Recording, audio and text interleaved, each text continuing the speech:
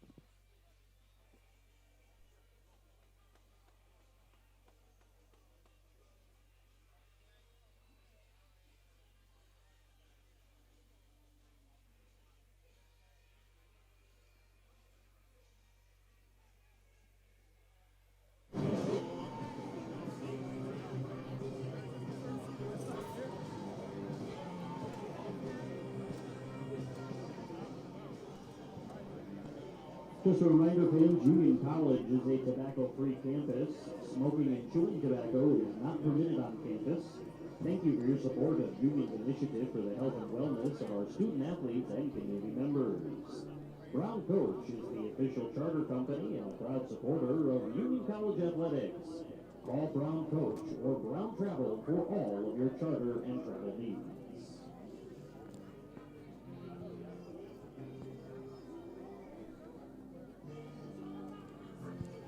It's been 10 years since Union College has been ranked in the top 25, but after a 47-19 victory last week at Rochester, the 5-0 Dutchmen are back in the top 25. Hello and welcome to Frank Bailey Field for this afternoon's Liberty League matchup between the visiting Saints from St. Lawrence University and your Union College Dutchmen. Andrew Santillo in the broadcast booth with you. On a absolutely perfect day, not a cloud in the sky. We've been really lucked out here. The home games have just featured terrific weather. And we get that once again this afternoon, where the 5-0 Dutchmen, ranked 25th in the latest American Football Coaches Association Division III Coaches Poll, first top 25 ranking, September 14th, 2009, and one of 23 remaining unbeaten teams in Division III, will put that 5-0 mark on the line against the St. Lawrence Saints. Union is 2-0 in Liberty League play, knocking off Rochester last weekend and 2 weeks ago defeating Hobart right here at Frank Bailey Field. It is also homecoming this weekend. A lot of activity happening here in Schenectady, New York on the Union College campus. We will hear from Union head coach Jeff Behrman in just a little bit. But it looks like it's shaping up to be a terrific crowd here this afternoon in what should be a pretty good game. Again, Union 5-0. St. Lawrence comes in at 2-3. However, the Saints, coached by fourth-year head man Dan Puckhaber, have won 2 of their last 3, knocking off Morrisville and Hartwick before losing to Ithaca 2 weeks ago. Last week, the Saints were off. So it's St. Lawrence and Union, both offenses. We expect to at least see some yards. Both offenses averaging right around 400 yards of offense. St. Lawrence coming in at 399, and Union at 406 yards averaged per game. So again, it's a beautiful afternoon for football. We're glad you could join us on UnionAthletics.com for this Liberty League broadcast against that pits Union against the visiting Saints from St. Lawrence University. And again, Union is ranked in the top 25, ranked 25th in the AFCA Coaches Poll. They are receiving votes in the division, the D3Football.com poll. So again, Union off to a 5-0 start. Haven't been 6-0 since 2005, and Union fans remember that season as the Dutchmen went to the NCAA tournament, went 10-0 in the regular season. Union looking to get to 6-0 this afternoon against St. Lawrence. It's going to be we got 2 talented quarterbacks, of course, William Bellamy for the Dutchmen, 2 sophomores, Bellamy a junior, and Tyler Groshot, a sophomore for the Saints, who's thrown for over 1,500 yards and 11 touchdowns, has thrown 9 interceptions, 306 yards per game for the young sophomore from Ottawa, Ontario, Canada. St. Lawrence has made its way out onto the far sideline here at Bertagna-Class of 1985 Stadium. Again, it is homecoming this weekend here in Schenectady, New York. If you couldn't make it back to campus, we're glad you could join us right here on UnionAthletics.com.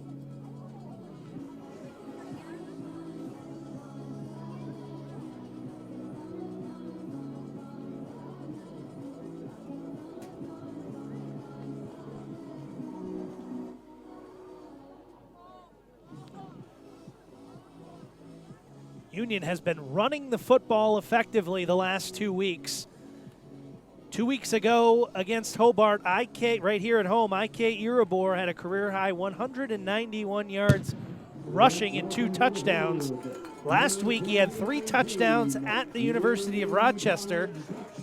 So in the last 2 weeks, over 200 yards rushing and 5 touchdowns for Erebor, the sophomore from Braintree, Massachusetts. And you'll hear from head coach Jeff Behrman about what IK and also fellow sophomore Joe Ferreira have done with the rushing game. Of course, it all starts up front with that talented offensive line. 2 juniors, a sophomore, and a freshman for the Dutchman, but it's an experienced group. For St. Lawrence, some return from injuries, a couple receivers that will be at least suited up. Number 1, Anthony Ferraro, a junior, and senior Cameron Edwards. They both expected to suit up. Captains meeting at center at the 50-yard line for the Dutchman. That's Evan Gilland, Griffin Beal, and George Reed. The 2 co-captains for St. Lawrence are Tyler Burns and Liam Murray. They are joined out there by Caleb Null. And I can't see the number. I think that's Edwards, actually, number 80. I think Union won the toss, I believe, and has deferred to the second half. That seemed to have worked out so far this season. So St. Lawrence will receive the football to kick off this Liberty League matchup. You will take a brief break, and you'll hear from Union head coach Jeff Behrman. You are listening to Union College Football.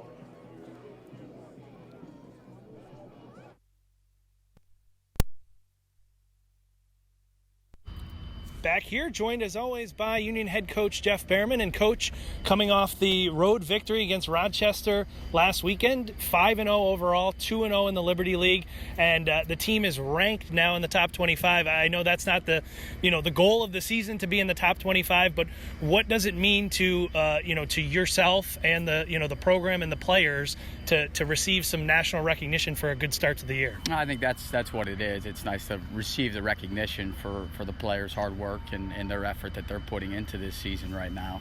But as you also said, our focus is on St. Lawrence.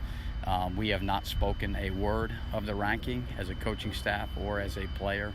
We're focused on today. Today you face a St. Lawrence team that's led by a sophomore quarterback who's averaging over 300 yards passing per game. They've got 4 receiver sets. How is that going to challenge your defense with their passing attack? Oh, well, that's what it is. It will be a challenge. We haven't really seen a team that does what they do, and the quarterback is very talented with a talented group of receivers around him as well. So, we're going to have to play good sound coverage and put some pressure on the quarterback and hopefully get him off his mark there. The defense has been playing terrific the last couple of weeks. The other side of the ball hasn't been too bad either. IK has been, it wasn't over 100 last week, but the last 2 weeks over 200 yards and 5 touchdowns. You just talk a little bit maybe about him and what your offensive line is doing for the run game, and even Joe Ferrara for that matter, what the running game has been doing this year? Yeah, I mean, that's philosophically, that's who we want to be. We want to be able to run the football, and I think the O-line and tight ends have done a terrific job at gelling thus far in the season, and have given IK and Joe both great opportunities there to be successful in the run game. So it's been good to see.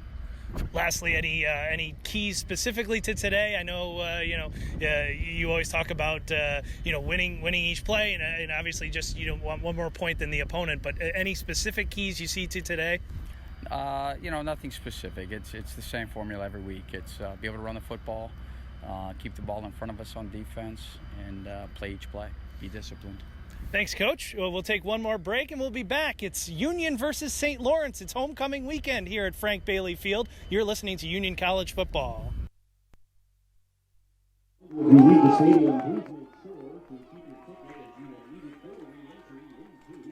Thanks, as always, to Union head coach Jeff Behrman for joining us in the pregame.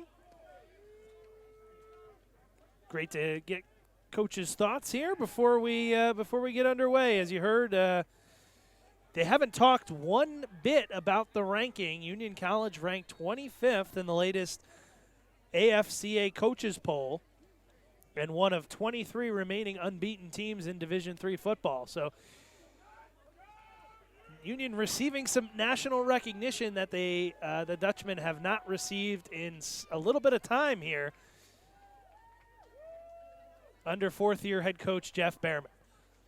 Coach Behrman, 22-13 as the head coach for the Dutchmen. His assistant coaches are Rick Flanders, Kevin Trigonis, Pete Brown, Kevin Billington, Kenny Tinsley, Howie Bradley, and Ron DiVincenzo. Dutchmen looking for their first 6-0 start since back in 2005 when that team ran the table, went 10-0, went to the NCAA tournament, finished the year 11-1. Still a ways to go. We're only halfway through this 2019 season, but it's been all W's for the Dutchmen, and they hope it continues this afternoon. Senior Will Halpin tees the ball up, and with a boot, we're underway here at Frank Bailey Field. Goes through the hands of Peyton Schmidt. Now he picks it up and does his best to get back out close to the 20-yard line, and that's where St. Lawrence will start.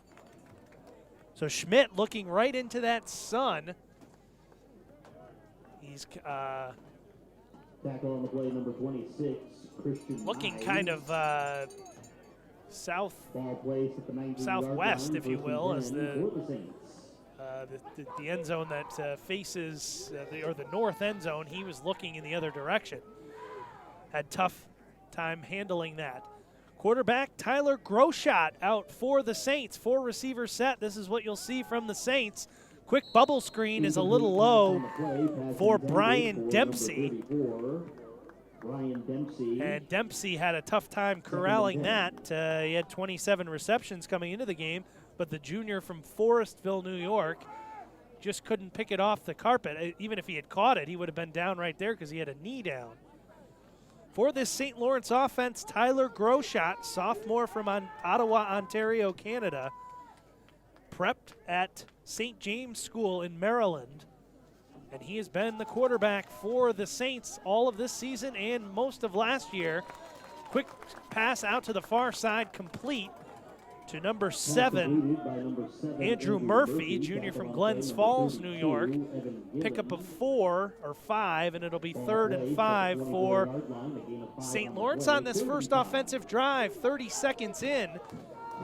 Here's St. Lawrence and Union scoreless. Glad you could join us on unionathletics.com, free video and audio streaming. It's Groshot with 4 receivers again. Slant, caught near the first down. I think they're going to give it to him. It will be a first down. Caught by Edwards, tackled on the play, number 1, Paul Chambers. And that play results in a first down for the Saints, 1st and 10. Cameron Edwards, number 80, who's back playing in his first game of the season, I believe, senior from Norwich, New York. They also got back Anthony Ferraro from injury, junior from Greenwich, Connecticut.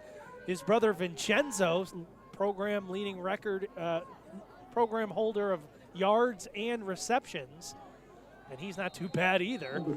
Run up the middle with Jamie Bertagna, gets to the 35, pickup of 5, it'll be 2nd down. Give you the starters up front for the Saints. Max Warden and Nick Castrova on the left side of the line, 2 all-conference honorees from last season. Joseph O'Rourke is the center. Brandon DeSecco and Jack Cesari are your right tackle and right guard, or right guard and right tackle, rather, for Tyler Groshot. Groshot gives to Battaglia, and a lot of Union commotion in the backfield, led by Vincent DiCaterino. Stop Battaglia for a loss, maybe a no gain. It'll be 3rd and 5. Number 43, Colin Lama. So Groshot has thrown for over 1,500 yards, over 300 yards of offense, and they are a throwing team. He has completed nearly 25 passes per game. Only 55% completion, and he has 9 interceptions in just 5 games.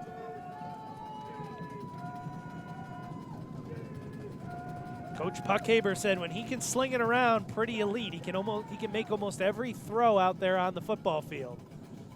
3rd and 5, Groshot throws, it's knocked away. Brandon Skadlock comes in and knocks it away. Groshot was looking for Daniel Green, and it will bring up 4th down, and St. Lawrence will bring on its punt team. And graduate student Jackson Reaper from Portsmouth, Rhode Island will punt. Union returner standing at the 25. Coming up to the 30, making the catch is Faya, and he's tossed down right there by Peyton Schmidt. So Faya gets up to the 32, and that's where Union will start. 1st down and 10. Well, now St. Lawrence players shaken up after that punt. So we pause for Theo Blashinsky, starting cornerback for the Saints, a little shaken up after that punt. Union fans, visit Katie O'Byrne's Irish Pub in downtown Schenectady, open for lunch and dinner before or after Union games. It's the place to watch college football and hockey with friends and family. That's the Katie O'Byrne's Irish Pub, located in downtown Schenectady, a proud supporter of Union College and Union College athletics.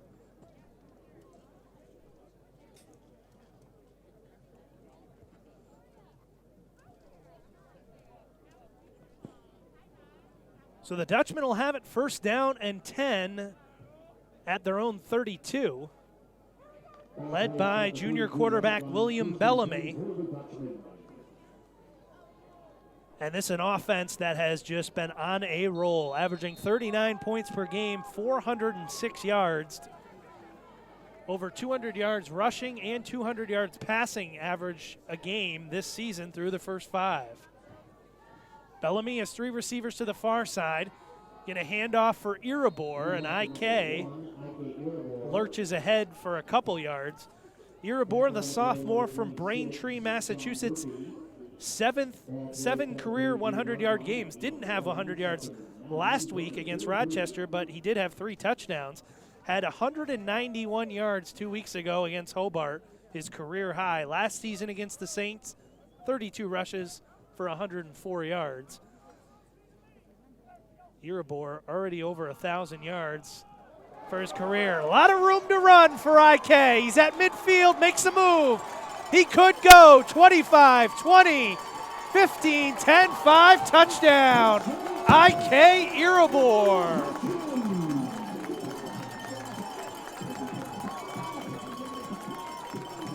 That is a 67-yard run for number 1, IK Irabor. 67-yard run for IK Irabor, a 9th rushing touchdown of the season. 19th career rushing touchdown for IK. Now in the last 2 1/4 games, he has 6 rushing touchdowns. Kick up and good from Marcos Rodriguez, and it couldn't have happened quicker than that. 11:19 to go in the first quarter. It's Union 7, St. Lawrence nothing, and give a lot of credit to the offensive line for the Dutchmen, of the unit of Tim Driscoll, Chris Cacciadurian, Ryan Eretz, Teddy Hood, and Max Langzam. We weren't even able to tell you who they were because on the second play, they blocked so well that IK Irabor got to midfield, and from there, it was all the breakaway speed of IK Irabor, putting the Dutchmen in front 7-0.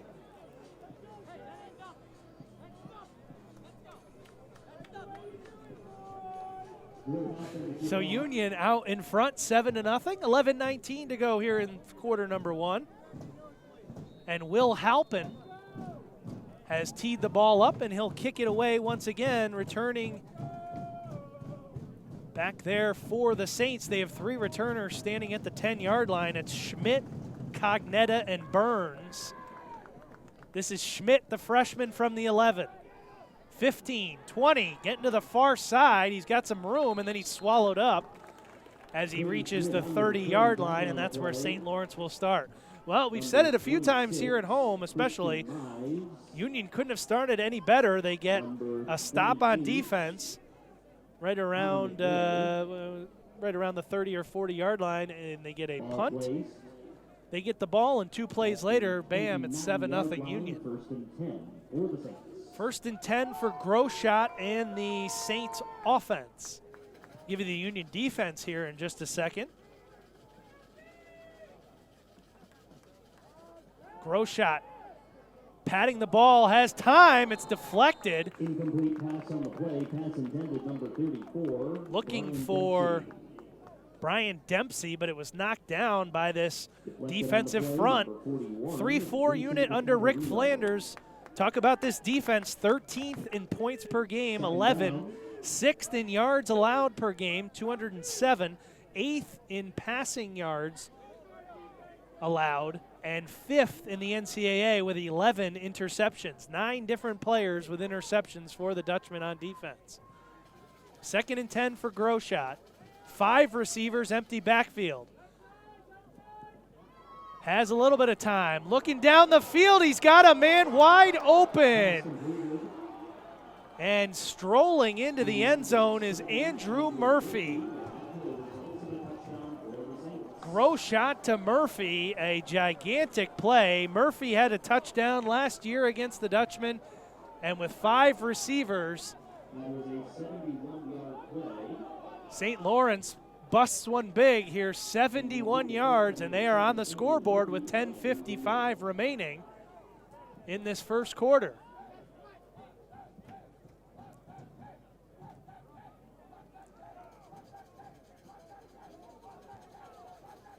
William Mannery out for the extra point.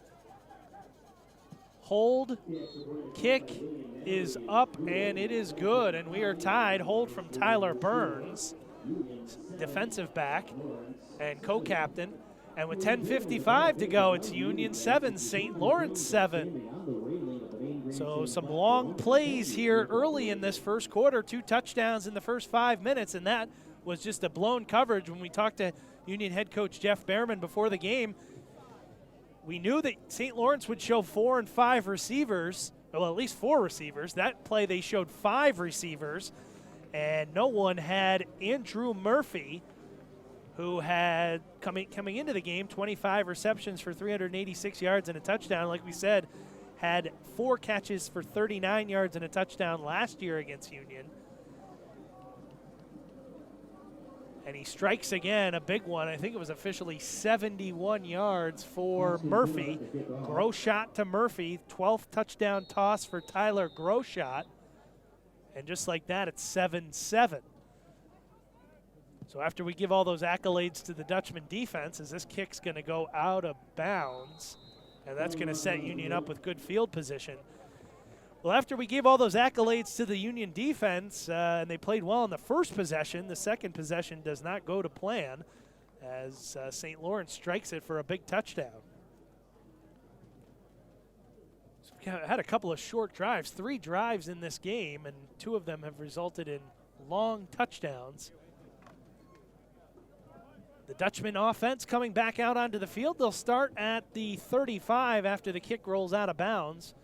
1st and 10 for William Bellamy.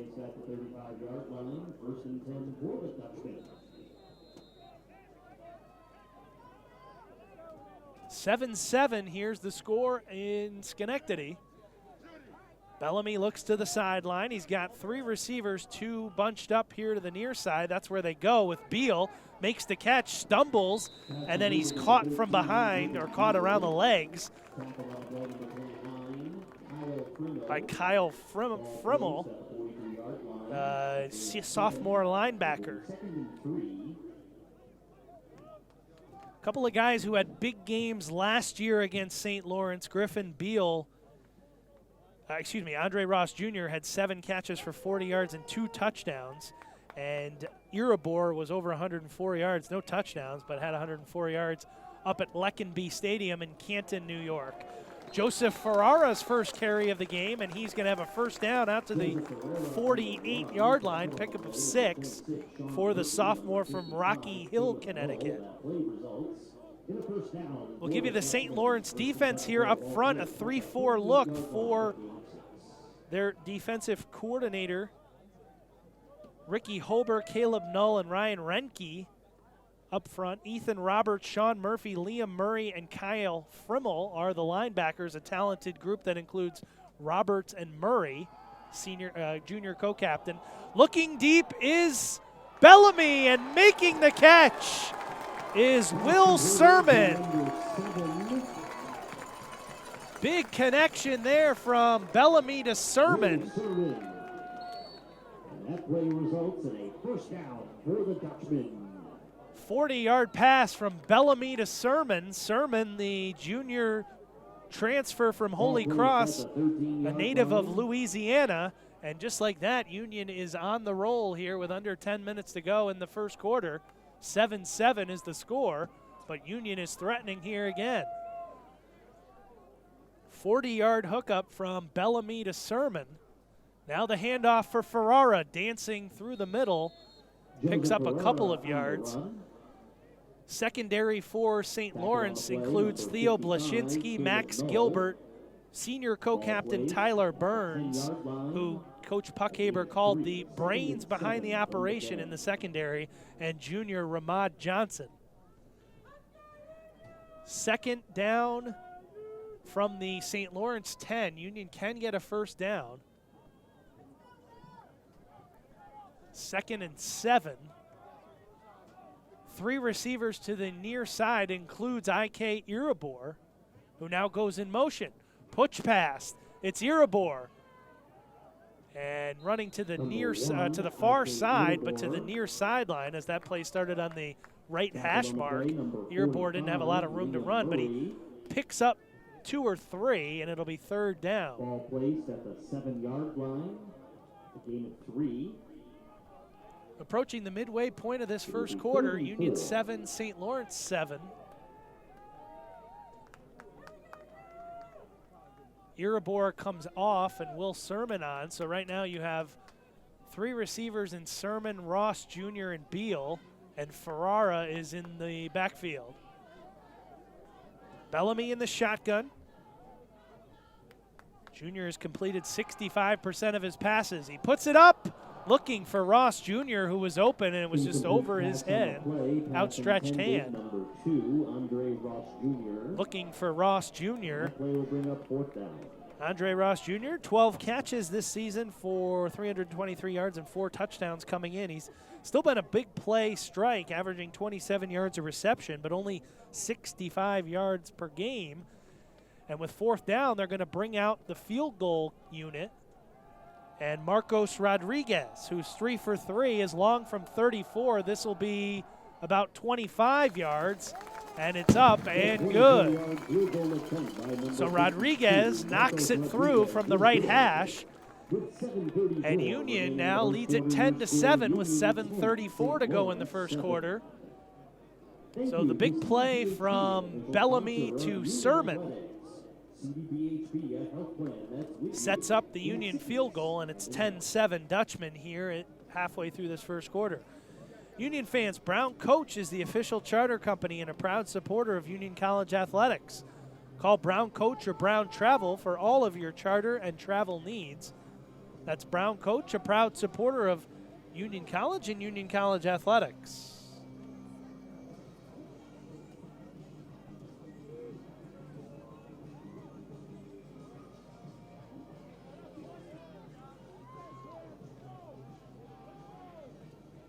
Will help him to kick off.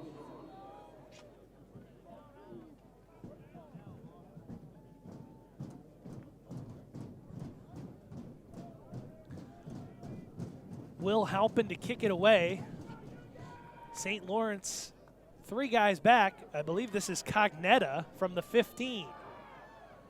Gets up to the 25, and he's spun around and taken down there by Matt Cognetta on the return. I believe that's Connor Fitzgerald on the tackle, number 28. Number 28. So 1st and 10 for St. Lawrence. They've had 2 drives, scored 1 touchdown on the long pass from Groshot to Murphy. Trickery here in the backfield. I think that's Schmidt getting the toss. Looked like almost a double toss, although maybe it was just a fake to one, and then that was Peyton Schmidt. Peyton Schmidt on the play, tackled on the play. Number Schmidt, a 20, freshman from the North Country, Harrisville, New York, had a pretty good high school career at Governor. Second and 3. And they're going to mix him into the rushing attack for head coach Dan Puckhaber, who's in his 4th season. Rushing attack hasn't been that successful for St. Lawrence, just 77 yards a game on the ground for the Saints.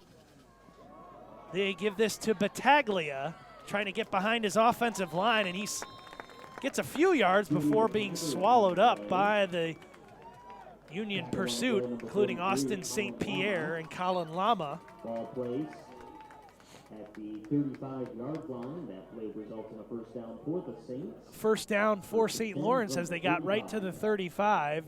Give you the starting unit for the Union defense. Up front, Vincent DiCaterino, Dan Gioso, and Tim Guiney. Linebackers, George Reed, Evan Gillen, Cass Knox, and Colin Lama. And your secondary, Paul Chambers, Joe Vanderhuff, Austin St. Pierre, and Travis Denby. Union showing blitz. Groshot, empty backfield, 5 receivers. Pass is complete. And they pick up 6 or 7 as it was number 7. Ball placed at the 42-yard line. A gain of 7. I thought it was 7 Murphy, but they announced Anthony Ferraro. So you have 7 and 1 out there.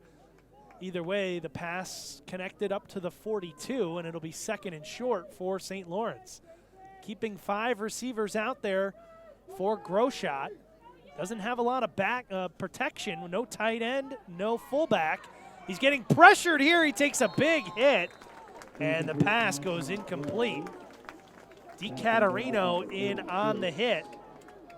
The senior from nearby Amsterdam, New York. 24 tackles coming in, 9 tackles for loss, and 3 sacks. Those numbers lead the Dutchman defense.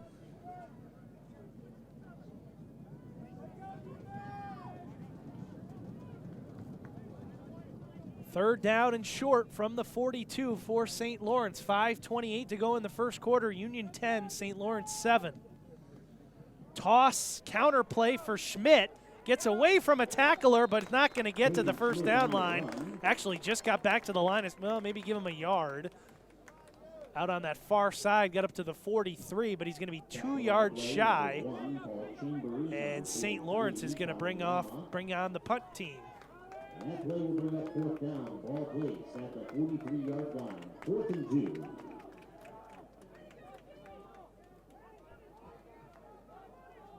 So seemingly Union's defense is held here as it's 4th and short.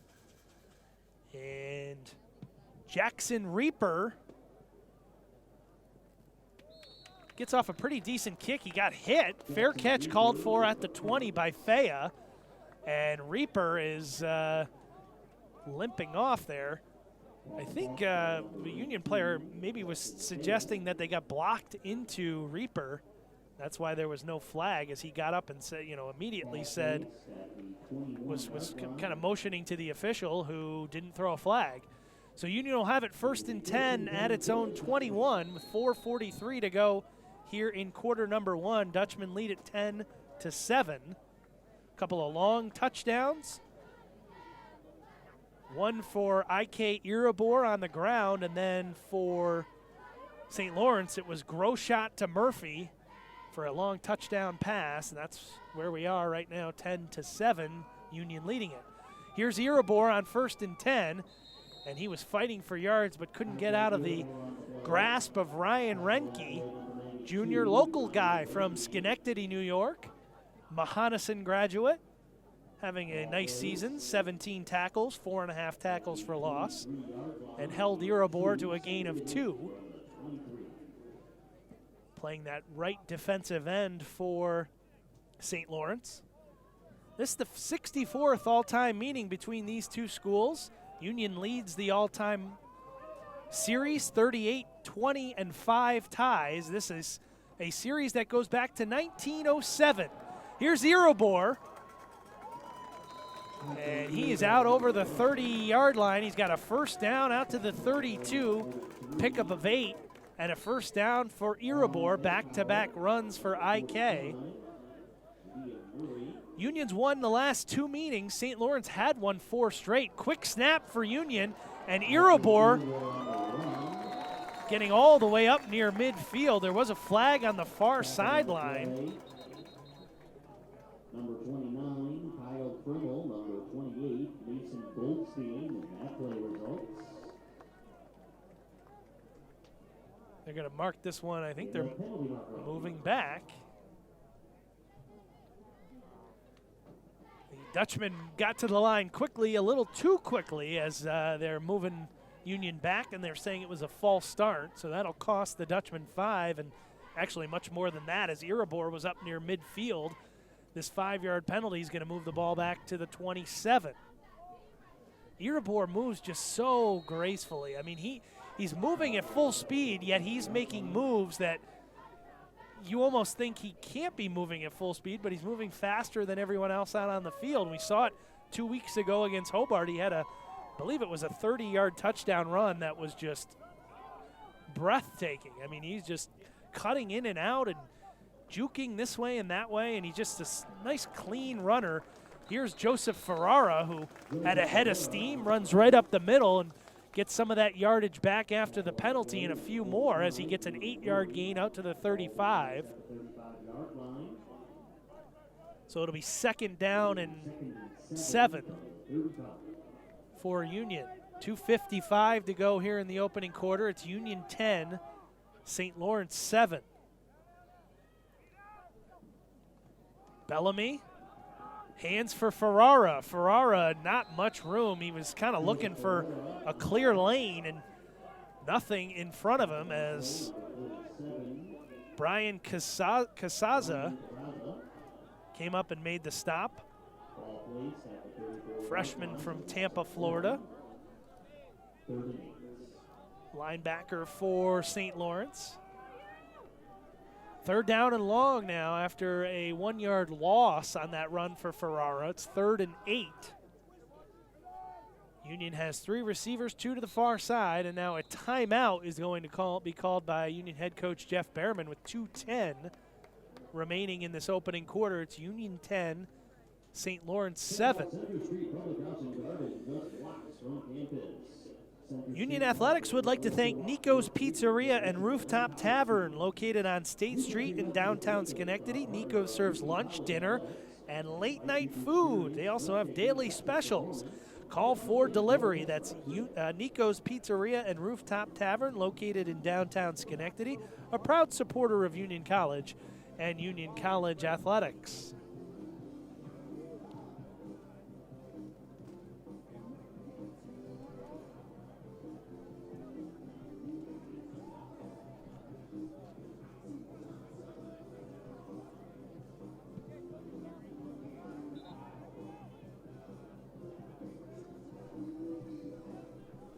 Well, Union right at about its average. They got 10 points through the first quarter, almost the first quarter. They averaged 39 a game. But what a little bit unexpected was the big play by St. Lawrence that set up a touchdown. This Dutchman defense allowing just 11 points per game. 19 last week at Rochester. In 3 games, they've held the opponent to just 7 points. Bellamy. Throw over the middle, caught by Beal, and he fights for the first down yardage. Griffin Beal got sandwiched by Ethan Roberts and Liam Murray, 2 talented linebackers. But Beal was able to push him for about a yard or 2, and he gets the first down out to the 43. So that's a big play for the Union offense. Keeps the Dutchman out on the field. 1:45 to go in this opening quarter. Bellamy in the pistol with Erebor behind him. They're going to give it to IK running right. And not a lot of room on that right side. Roberts out there. Also Kyle Frimmel. Loss of 1 for Erebor. Union head coach Jeff Behrman said they wanted to establish the run. They've been able to do that the last couple of weeks. Actually, really all season. They're averaging over just right on the nose, 200 yards rushing a game between Iribor and Ferrara mostly. Play action, fake to Iribor. Now Bellamy's going to pull it down. He's got a lot of green in front of him, and he's going to get right near the marker and step out of bounds. Wow, they gave him not a great spot. Ball placed at the 49-yard line. They spot the ball at the St. Lawrence 49. It looked like he was pretty close to the stick there, but they mark him 2 yards shy, and it'll be 3rd and 2, under a minute to go in this first quarter. 15 seconds on the play clock. 3rd and short here. We'll see what Union calls. Bellamy in the shotgun and movement up front, and that's not what you wanted if you're Union, as I believe that was the right guard, Teddy Hood, who just kind of flinched. And that changes things a little bit as it moves it back to the Union 46, and it will be 3rd and 7. Union still has to snap it. 20 seconds to go in the first quarter. 15 now on the play clock, so it's about 1 second difference between play clock and game clock. He's got to, I don't know here. Oh, maybe they'll, I don't know, maybe they're going to, yeah, I guess they're going to take a delay of game now.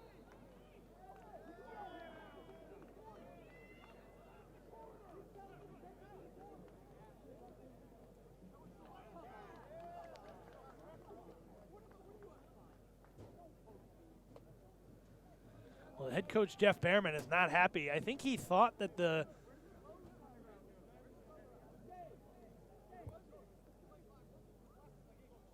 I think Coach Behrman wanted the clock set back to 40. So they called delay of game on Union. I think Coach Behrman wanted to reset back to 40, and he was going to just try and run the quarter out and do the 3rd down on the first play of the second quarter. But it goes as a 5-yard penalty. It'll move Union back to the 41, and now that's the end of the first quarter.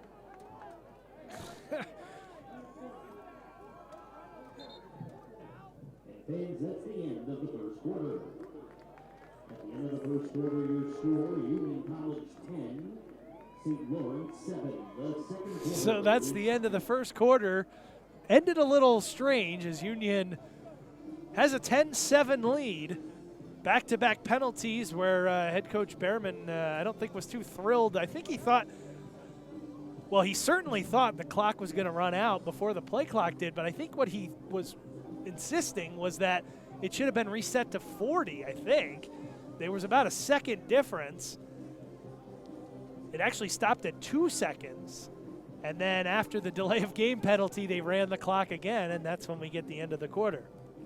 Union fans, be sure to stop by Center Street Pub, located at 308 Union Street in Schenectady, featuring TVs to watch all of your favorite teams, great food, and live entertainment. Center Street is a proud partner of Union College Athletics and Union College football. The Center Street Pub.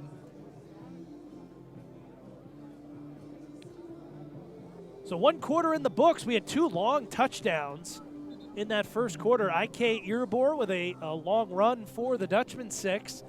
And St. Lawrence got a long throw from Tyler Groshot to Andrew Murphy, which tied the game at 7. Union added a field goal. It's 10-7. As we get set to start this second quarter, it's going to be 3rd down and 12 after back-to-back penalties against Union. It was 3rd and 2. So we'll see what Union dials up here after 10 yards in penalties. Bellamy going to put it up. Sermon running under it, and he just can't get there. And it'll be incomplete and bring up 4th down. So Bellamy tried to let Sermon run underneath it and just put a little bit too much under it. And it'll bring up 4th down for Union.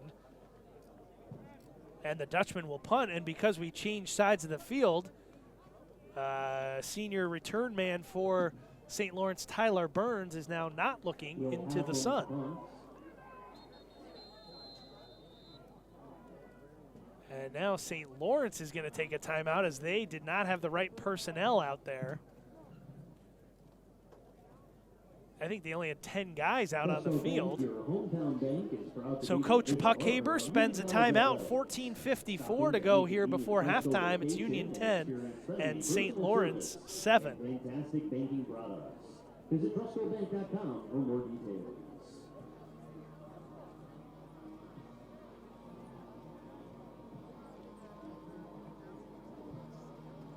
Two other games taking place this weekend in Liberty League action. Rochester is at Buffalo State. Buff State, the new member to the Liberty League this season. And another big one out on the South Hill as Hobart takes on Ithaca at Butterfield Stadium. That game kicking off just when we did at 1 o'clock. Punt from Will Halpin. Burns calls the fair catch and makes it at the 15-yard line. A lot easier when you're not looking into the sun.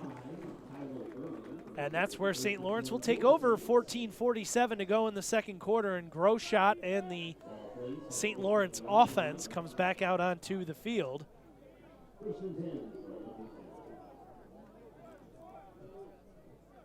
Groshot has put up some pretty good numbers through his first 13 career games. He's averaging 271 yards per passing per game, 3,522 yards passing, 28 touchdowns, 21 interceptions. He gets drilled and throws it right into the line as Groshot got put on his backside by freshman Jamar Edwards, who has had a big impact as a freshman. 14 tackles, 6 tackles for loss for the 6', 255-pound defensive lineman from White Plains, New York, who was able to break through and pressure Groshot. And talking to St. Lawrence coach Dan Puckhaber, he really talked about with this many receivers, you don't have a tight end, you don't have a fullback, so the offensive line really has to do a good job at stopping and giving Groshot some time to throw. Empty backfield, 5 receivers. Groshot pressured again, steps up in the pocket and delivers. And tossed down right there is Joseph Viscardo. Tossed down by Chambers, enough for a first down as they move out to the 28. Pickup of 13. Viscardo has had a good start to the year. 32 receptions coming in for 453 yards and 7 touchdowns. Had 4 touchdowns against Morrisville, which tied a school record. And Coach Puckhaber couldn't say enough good things about the junior from Bloomingdale, New York, on and off the field for Viscardo. Said he's a great leader, one of the best practice players we have, and he's very solid in the classroom.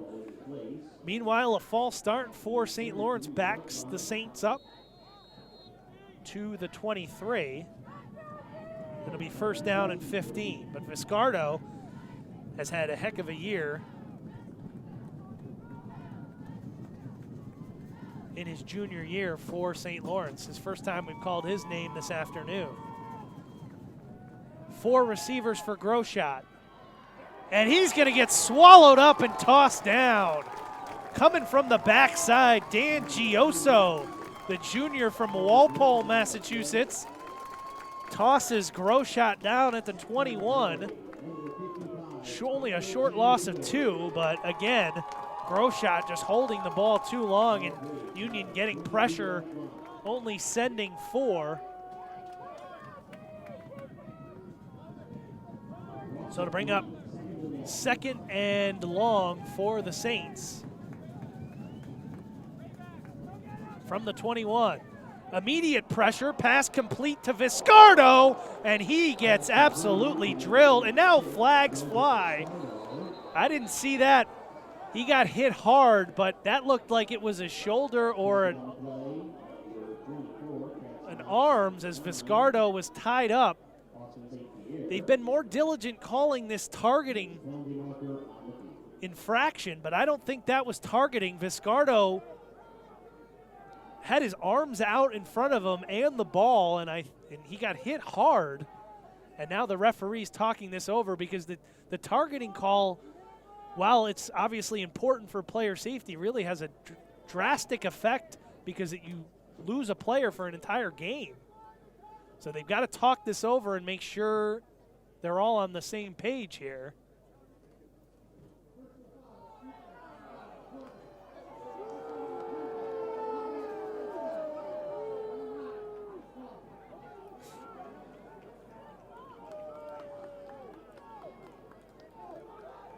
And so the call is targeting, and that is going to be against sophomore Austin St. Pierre.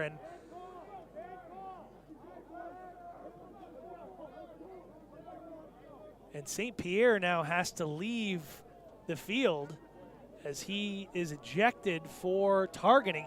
At least at the Division I level, and even, you know, at those levels, they're at least able to look at it again. I don't know. The referees did come together. I'll give them credit for that, but I didn't think that was a lowering of the crown of the helmet. Viscardo got hit hard. As it goes, it'll be a 15-yard penalty, brings the ball into Union side of the field at the 49, so St. Lawrence threatening now, trailing just 10-7 with 12:45 to go. Hard count from Groshot.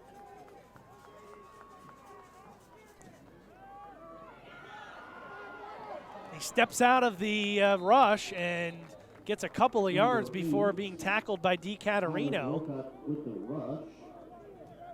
Groshot gets 3 yards up to the Union 46. So St. Pierre, the sophomore who's played very well in the Union secondary, is out for the remainder of the game. So Union has to make a substitution in the secondary for Rick Flanders' defensive unit. Breaking through DiCaterino, Groshot running for his life, and he just gets rid of it towards the St. Lawrence sideline. DiCaterino came through unblocked, and it'll bring up 3rd down and 7 for St. Lawrence. Well, St. Lawrence has so many receivers, 4 out there right now, that Union, the pressure is on Union's front 3, and if they bring others to get to Groshot, because they've got to send all these other guys back in coverage because there's 4 receivers out there running around. Groshot drops back to pass, has time, throws, and tackled right away, but it's good enough for the first down. Evan Gilland tackles Andrew Murphy, but it's enough to move the sticks as the ball moves to the Union 37. First down and 10 for St. Lawrence. 11:35 to go here before halftime. 10-7 Union. Groshot. He's going to put it up. And it is in and out of the hands of Joe Vanderhuff. Looking for Viscardo. Vanderhuff was just kind of playing back there and almost able to intercept that ball. Probably should have had it, but he's looking into the sun. That was almost the bright sunshine may have affected Vanderhuff's ability to bring that one in the end zone. 2nd down and 10 for St. Lawrence at the Union 38.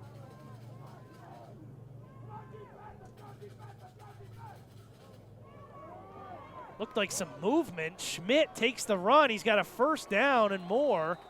Looked like two players were moving for St. Lawrence.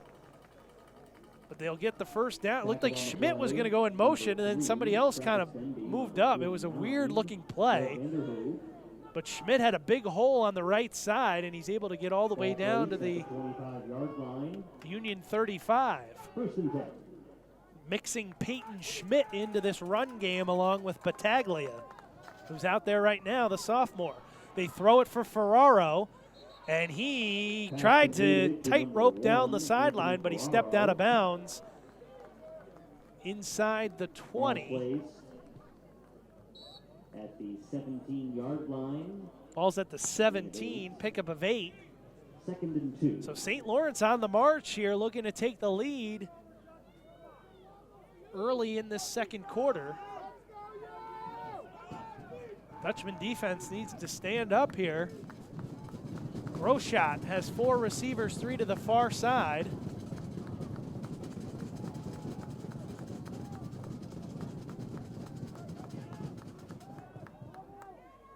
Looking for a quick hitter out to the far side, but there looked some miscommunication. I think he was looking for pass intended, number 28, Mason Goldstein.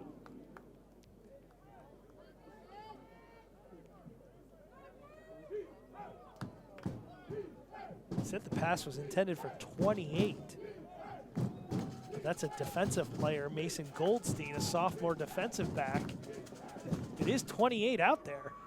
This one they give to Bertaglia, and not much room there as he is going to be stopped short of the first down. It's going to bring up 4th and short for St. Lawrence in decision time for head coach Dan Puckhaber. Does have a good kicker in William Mannery, who's 5 of 5 for field goals, and it looks like that's going to be the decision to send out Mannery to attempt a 3 to tie this game. Union currently leading 10-7. Mannery 5 of 5 for field goals this season, a long of 36. This is going to be a 34-yarder from the left hash.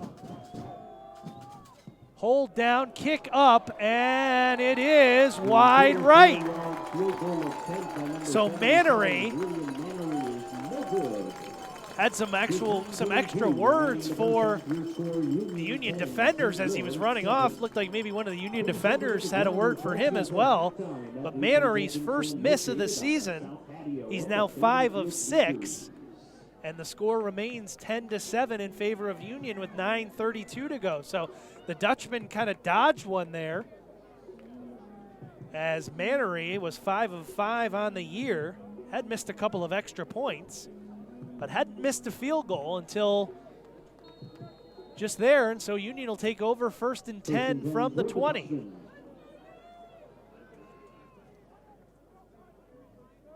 As the ball was inside the 20 after the missed field goal, Union will take over 1st and 10. And Bellamy can't handle the snap, and he just has to dive on top of it.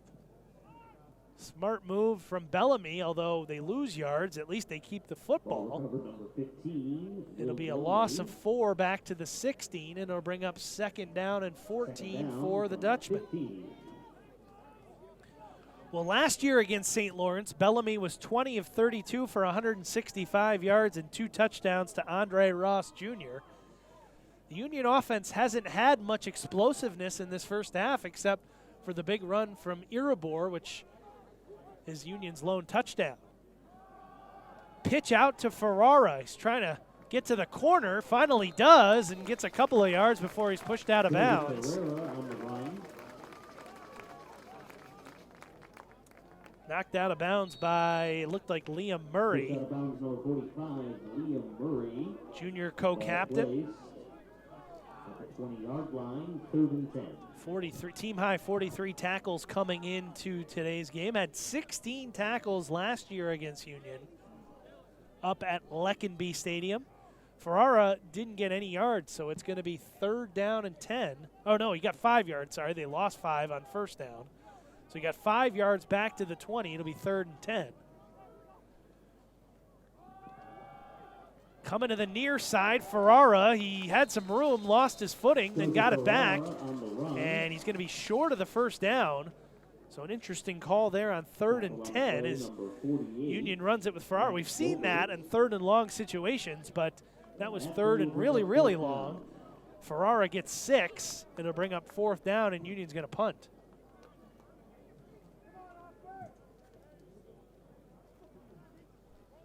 Midway through this 2nd quarter, Union 10, St. Lawrence 7. And Will Halpin out to boot it away. Almost got a piece of it, was a St. Lawrence defender. Fair catch called for and made by Burns at the 35. So St. Lawrence will take over at the 35 with 7:26 to go before halftime. It's Union 10, St. Lawrence 7.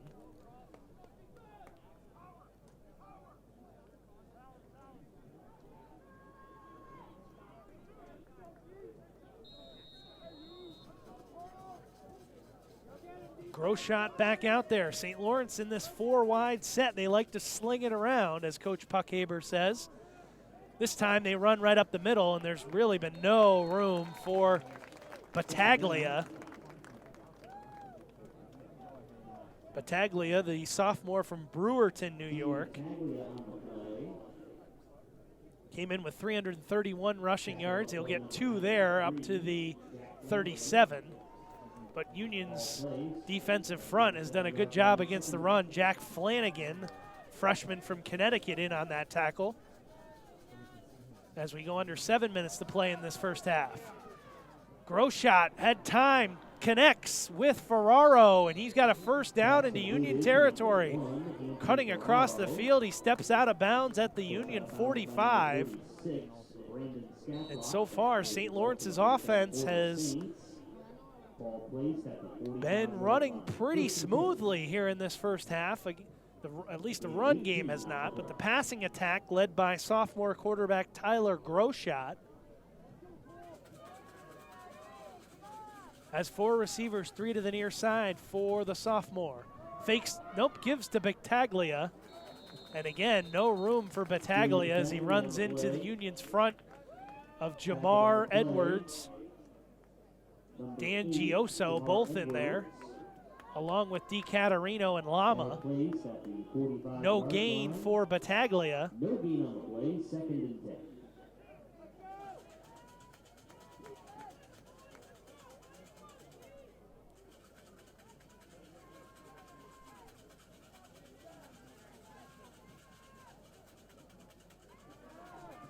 Groshot has time, looking to the near side, bobbling it and making the catch is Edwards in front of Chambers, close to the first down. Good tackle by Paul Chambers, the senior from Hempstead, New York.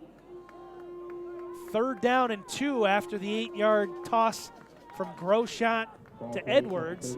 Groshot gets right under center. Then he throws it to the near side. That was very confusing, and there was a lot of miscommunication and a flag down. And that's going to back St. Lawrence up. I don't know what's worse, 3rd and 7 or 4th and 2. But I don't believe you can decline this pre-snap penalty. Well, maybe you can.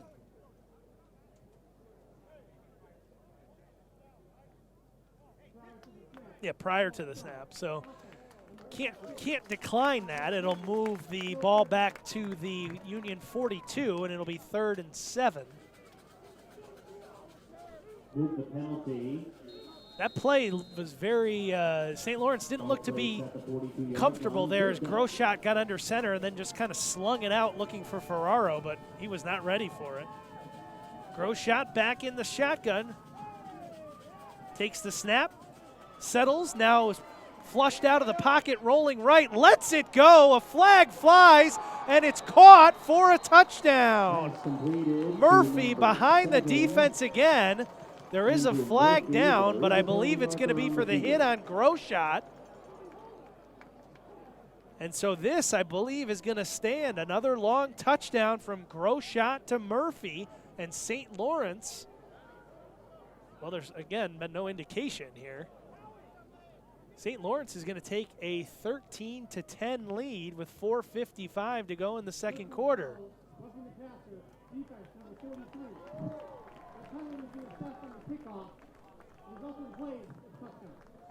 Another touchdown from Groshot to Murphy, and St. Lawrence leads 13-10, and all of a sudden, not exactly what this packed stadium at Frank Bailey Field was expecting this afternoon, as St. Lawrence has come down from Canton, New York, and they lead it here with 5 minutes to go in the first half, 13-10, awaiting a Mannery extra point.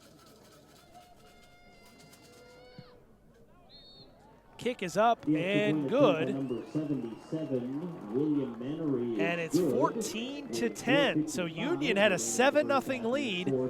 That seems like it was many moons ago as St. Lawrence came back to tie it. Union went ahead 10-7, and now St. Lawrence has taken a 14-10 lead. This already almost the most points Union has given up here at Bertagna-Class of 1985 stadium, as in their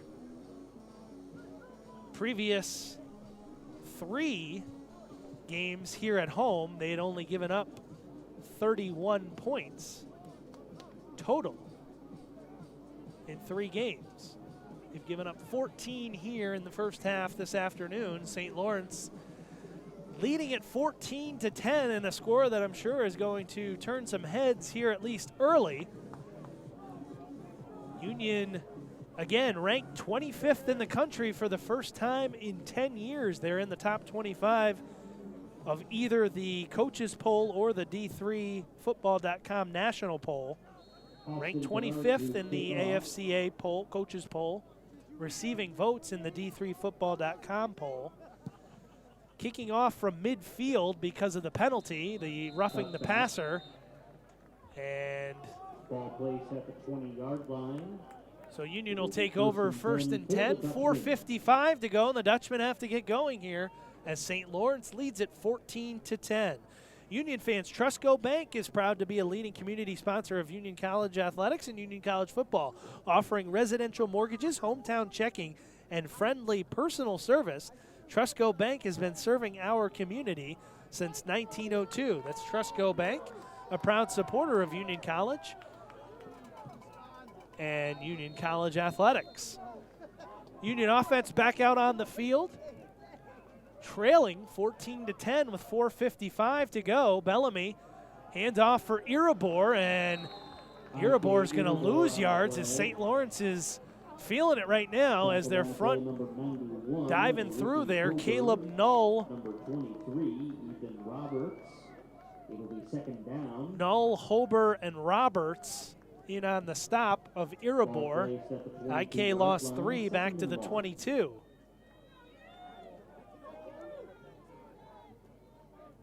St. Lawrence showing the blitz with Roberts coming up the middle. He's picked up. Pass complete to Ross Jr. on the far side, makes a move and gets the first down and steps out of bounds. So Andre Ross Jr., who had 2 touchdowns last year against St. Lawrence, his first reception this afternoon, gets Union out to the 44. Maybe that'll get this offense going. The Dutchmen have had some big plays. The long pass to Sermon, the long touchdown run from Iribor. Those were that resulted in the 2 scores. Play action, they fake it to Iribor, who picks up the rusher. They going for Ross Jr., all kinds of contact, and they're going to throw a flag as Ross Jr. was interfered with on the far side. Looks like Mason Goldstein. Well, the refs are now, yep, okay, now they signal it. They were talking it over. I wasn't sure if they were getting on the same page or if the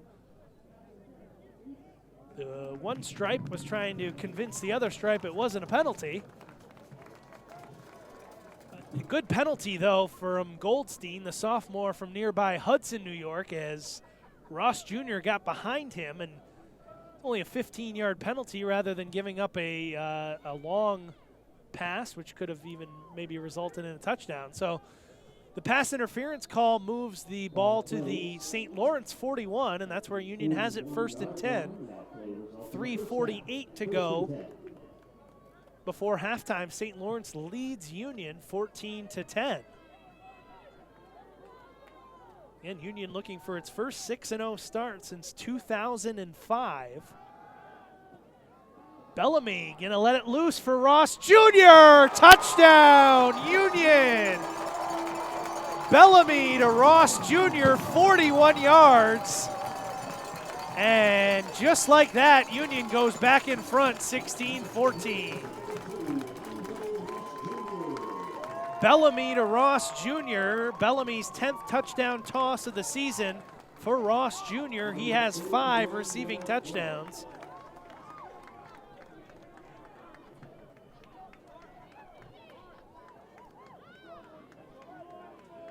'18 career receiving touchdown for Ross Jr. Extra point is up, and it is good from Rodriguez.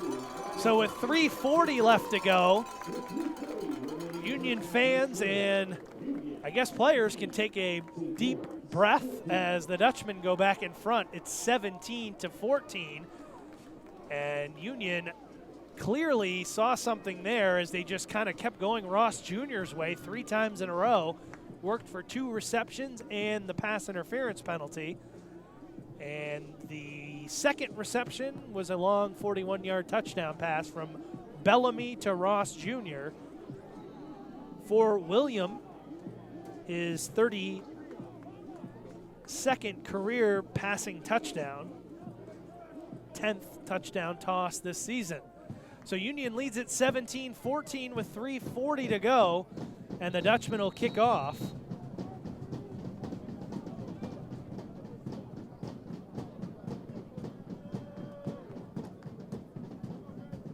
With Will Halpin. Put his right foot into it to the far side where it's hauled in at the 9. They reverse it. Schmidt hands it to Burns, who put it on the carpet. It's loose. I don't know if they're going to say he was out of bounds. I guess they are. Union recovered. There still has been no signal. I believe he may have been out of bounds when he lost it, or at least he was headed that way. There it is, St. Lawrence football.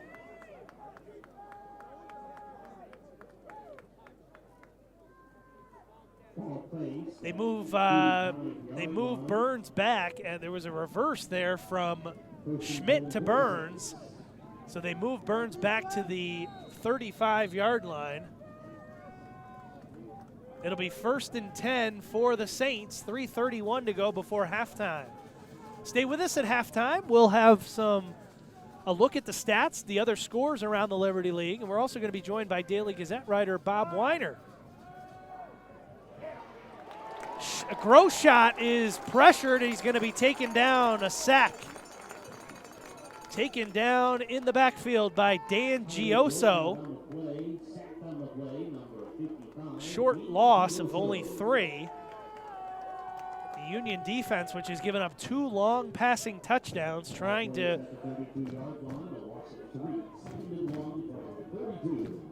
reinsert itself back into this story of this game, is the Dutchman trying to get pressure with just 3, looking to the near side and not making the catch is Edwards, as he thought he got a foot down. Senior from Norwich, New York, returning from injury, as is Anthony Ferraro. Both have had receptions in this first half.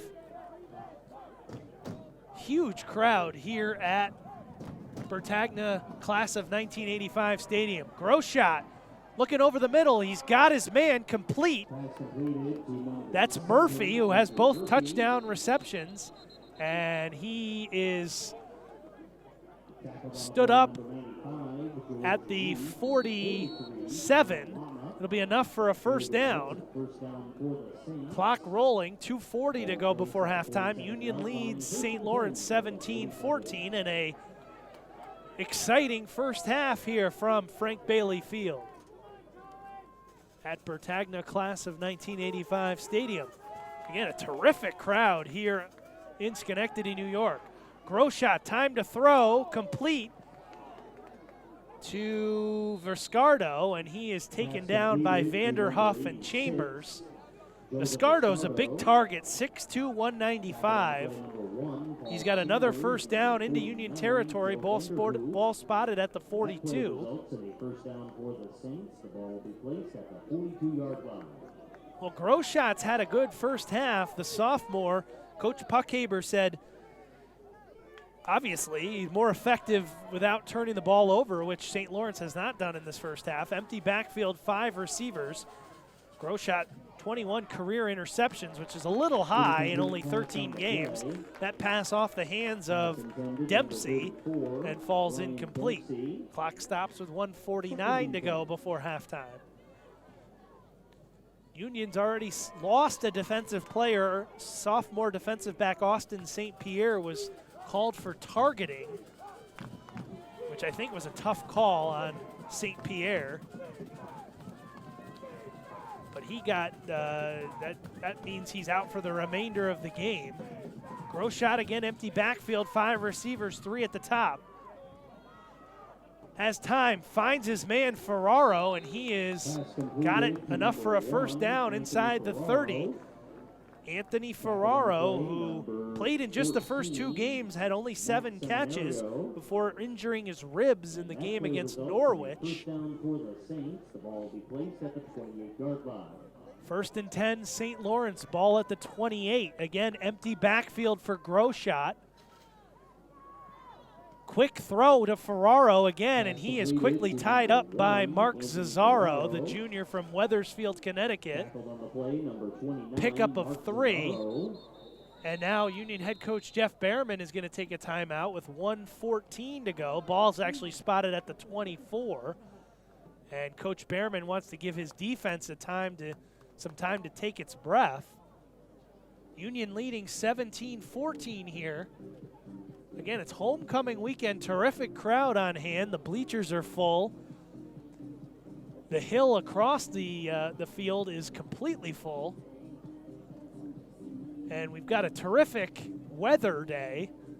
A couple days ago, it rained for about 24 hours here in the Capital District, but we've got terrific weather here this afternoon as it's in the mid-50s, 56 right now, the temperature in Schenectady.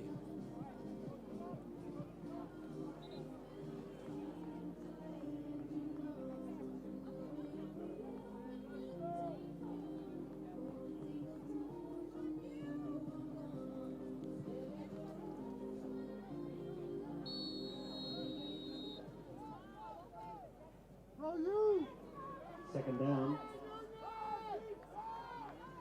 Second down and 7, or 6, I guess. Ball at the 24 for Groshot.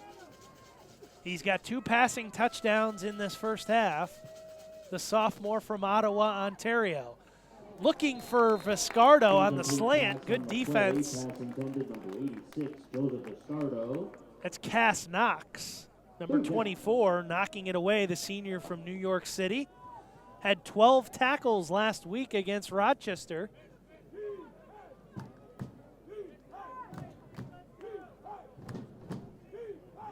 This Union defense last year up at St. Lawrence gave up just 199 total yards. Of course, that was helped by minus 24 yards running for St. Lawrence last season in this meeting, in a 29-7 Union victory. Groshot drops back to pass. Looking to the far side. He's got his man complete. And stepping out of bounds is Cameron Edwards, who's got a first down. A minute 4 to go in this first half. I'll tell you, Union's had some difficulty here defending all of these receivers for St. Lawrence. Ball placed at the 19-yard line. Edwards gets out of bounds at the 19. Fourth down, they're actually going for it here and pushing the pile. Boy, they didn't blow the whistle, and they're going to give St. Lawrence the first down. They got to hurry. 58 seconds left to go. St. Lawrence has 2 timeouts, but Coach Puckhaber urging his team to get on the line. 55 seconds to go, and now a timeout, Union. Union will spend its third and final timeout with 55 seconds to go. Coach Puckhaber on the far sideline was telling his team, get on the football after the short run by Groshot. Got his team the first down. Well, Tyler Groshot last year against Union was just 9 of 18 for 76 yards and an interception. He only played part of the game, as did junior Aaron Ruthman. Ruthman had more success, 13 of 29 for 147 yards and a touchdown, also threw an interception in that game against Union.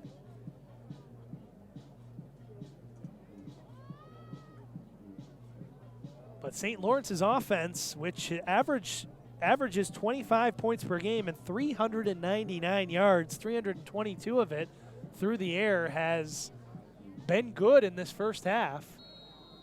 2 touchdowns, long touchdown passes to both went to Glens Falls native Andrew Murphy. Groshot, 4 receivers, Battaglia in the backfield. Now he looks to dump it off, and Bertaglia has it go off his hand. Incomplete. 51 seconds to go. Well, that's something Coach Puckhaber said he'd like to see Groshot do better at, dumping it off out of the backfield to the backs and the checkdowns, and that time Bertaglia just couldn't reel it in. 2nd and 10 from the 18. Groshot looking for Murphy again. Good coverage by Skadlock. That's Brandon Skadlock, the junior from Ohio.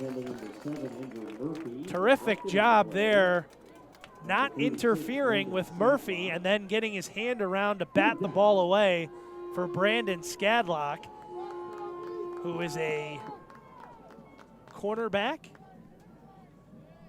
10 tackles coming into this game. Union's got so many defensive backs out there.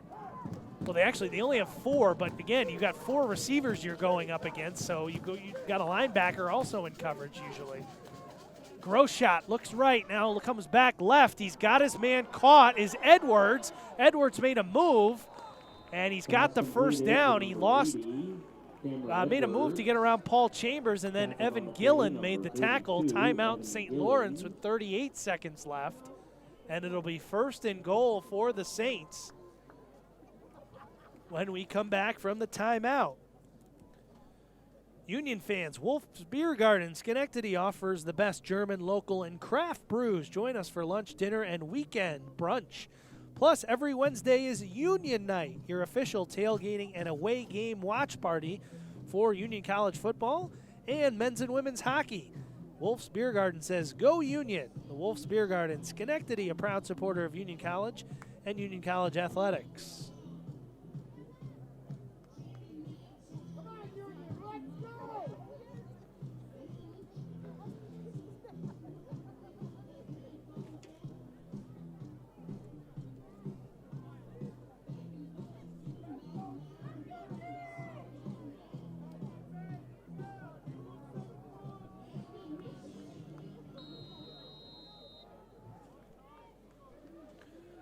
First and goal for the Saints. Groshot has 4 receivers, 3 to the far side. Takes the snap. He's going to scramble, and he's pulled down from behind, short of the goal line. Looked like that was George Reed, senior co-captain. To the line quickly, 23 seconds left. St. Lawrence only has 1 timeout. They hand it coming this way with Bertaglia, and he is stopped.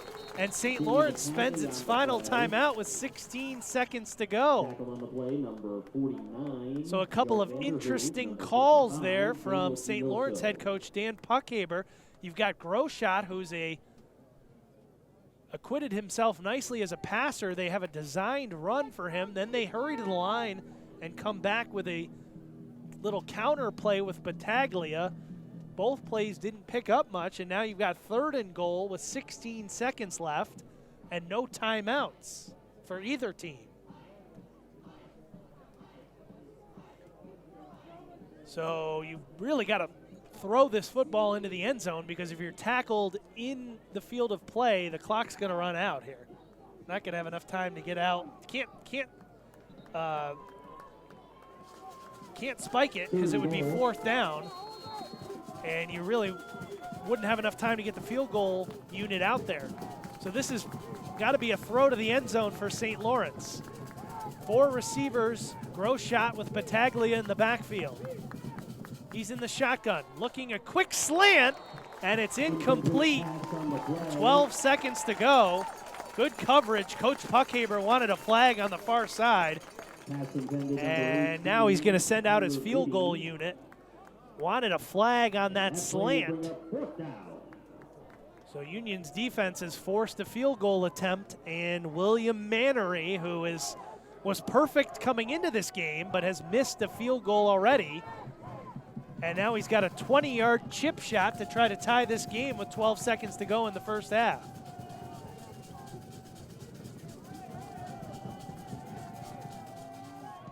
Mannery's kick is up, and it is good. So the 20-yard boot from William Mannery with 10 seconds to go. That play only took 1 second. And so there's 10 seconds to go before halftime, and it's Union 17, St. Lawrence 17, and maybe a bit of a surprise here from Frank Bailey Field as your score with 10 seconds to go before halftime. And we know head coach Jeff Behrman, he said, listen, we didn't talk about the ranking. You know, we didn't talk about it at all, but you know some of the players obviously saw it. First time Union's been ranked since 2009. 5-0, 2-0 in the Liberty League, receiving votes in the other poll, ranked 25 in the coaches poll. You know that kind of maybe seeps into your head a little bit. St. Lawrence has come in. They're 2-3. They've won 2 of their last 3 games. They played some good competition, played at Utica and Norwich to start the year, then defeated Morrisville and Hartwick at home, and then lost to Ithaca 2 weeks ago. They also had 2 weeks to get ready for this game. Coming this way is Zazzaro, and he is tackled out over the 25. And with 6 seconds left, I would expect Union to probably just put a knee to this. And we'll go to halftime tied 17-17. So Union's offense has played well. The defense has gotten hit with a couple of long plays, and I'm sure defensive coordinator Rick Flanders will talk to his unit in the halftime break about those 2 long passes from Groshot to Murphy that resulted in touchdowns. Bellamy turns, takes a knee, and we're going to go into halftime with a tie score here. Union 17 and St. Lawrence 17 here on homecoming weekend. There's a nice crowd on hand here at Frank Bailey Field at Bertagna-Class of 1985 Stadium in Schenectady, New York. 1 half in the books. It's St. Lawrence 17 and Union 17. We will try to take a look at some first half statistics, and then we're going to be joined. We're going to take a look at some of the scores in the other 2 Liberty League games, and then we're going to take a quick break and then be joined by Daily Gazette writer Bob Weiner, who's covered Union games for a long time, and he knows a lot about this program, and will help to share some insight on what he saw in this first half and also what he's thought of the Dutchmen this season as he's seen them play each of the first 3 and now 3.5 home games.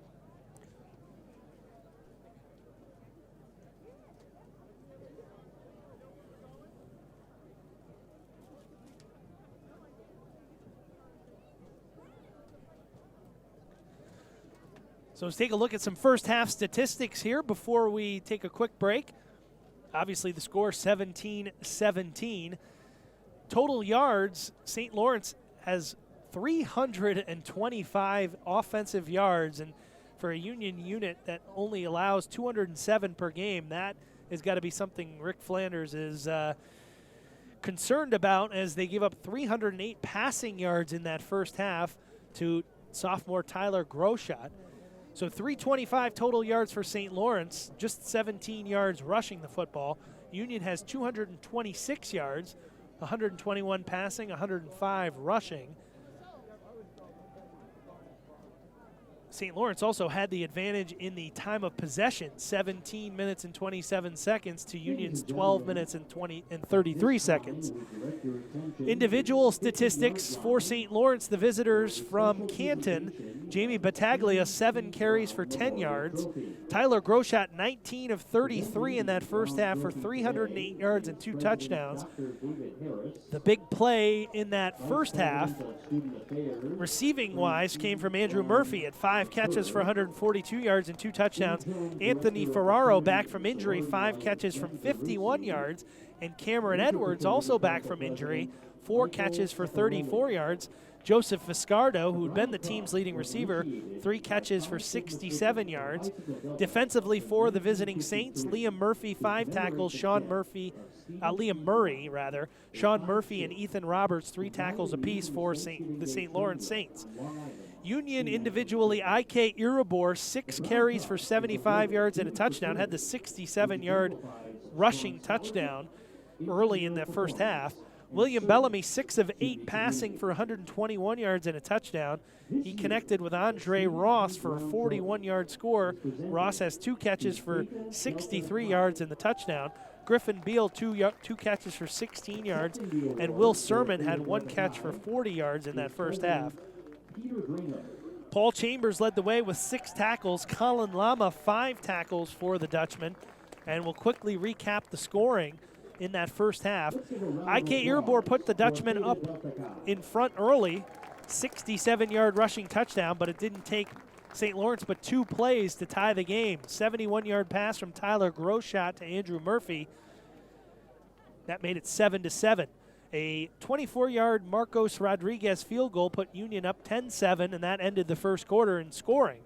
Second quarter, all 3 scores came in the final 5 minutes of the first half. Andrew Murphy, a 42-yard pass reception from Tyler Groshot, put St. Lawrence up 14-10. The Dutchman came right back with Andre Ross Jr., a 41-yard passing reception from William Bellamy, which put the Dutchman up 17-14. And then a 20-yard field goal from William Mannery. He did miss one in that first half with 10 seconds to go. He makes one to tie this game at 17-7. So an exciting first half. Union and St. Lawrence tied 17-17. We're going to take a quick break. We'll be back. We'll take a look at some of the scores from around the Liberty League. And we'll also be back with Bob Weiner from the Daily Gazette. You are listening to Union College Football.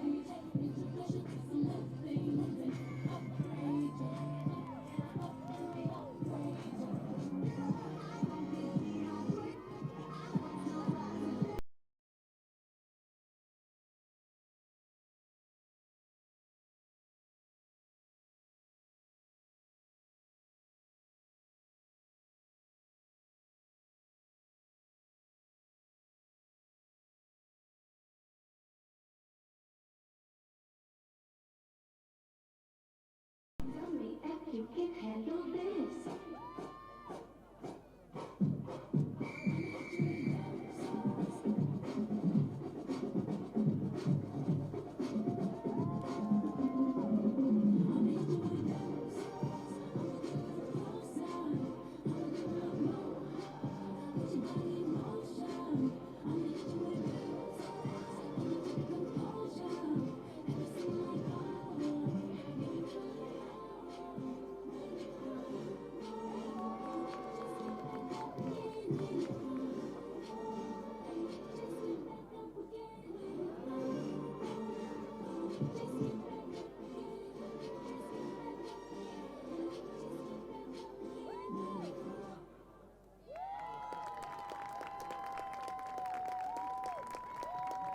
Let's have a nice round of applause for your Union College dance team.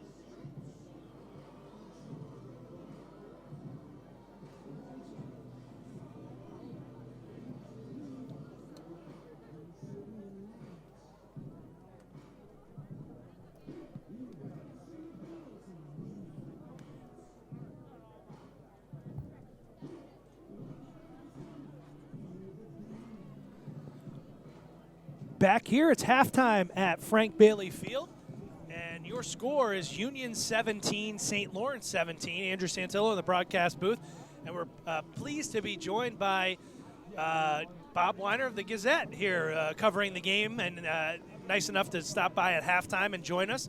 Bob, your first thoughts, I guess, or your first half impressions of what happened in the first half. More than a little surprised. I would say stunned is probably pretty accurate. St. Lawrence has done a reasonable job this year, but obviously, they're like 2 and 3 or whatever. They're not coming in. I'm sure Union did not expect this, and I certainly didn't expect 300 yards passing for St. Lawrence in the first half.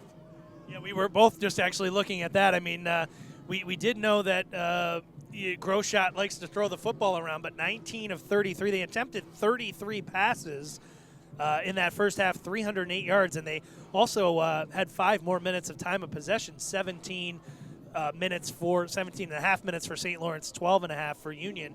Yeah, it was an interesting first half. Union had a player go out with a targeting call. They got beat a couple of times deep, which obviously you don't want to have happen. But with that many receivers out there, it's almost like Union hasn't. It's almost like earlier in the year when Union had to play Springfield, they had to get ready for the triple option offense, which is something that you're just not used to seeing. Now you've got 4 and 5 receivers out there, and it's been obvious that Union has lost a receiver here or there just because there's so many out there, and they're just not used to having to cover that many guys. Absolutely, and that first touchdown, I mean, they completely lost it. The kid from Glens Falls, Murphy, he was all by himself. He turned around, the ball's there, and that's it. It's been tough to get every receiver covered. Now, what I'm surprised about also is Union is getting pressure, but it's just a hair too late, or they may get the quarterback once, and the next time he does hook up with the guy, so it's just kind of relentless, this passing attack. Yeah, I will say, I mean, he's averaging Groshot about 25 completions a game. He's got 19 in the first half, but you're right, Bob. They are getting pressure on him. I don't know how many I'm trying to see how many times he was sacked, but he was sacked a number of times, and at least pressured a few more times. Yeah, Gioso had 2 himself. But yeah, they put some pressure on him, but I tell you, he's a resilient kid. They don't have much coverage in there for him. They only have the 5 offensive linemen, maybe a running back in there.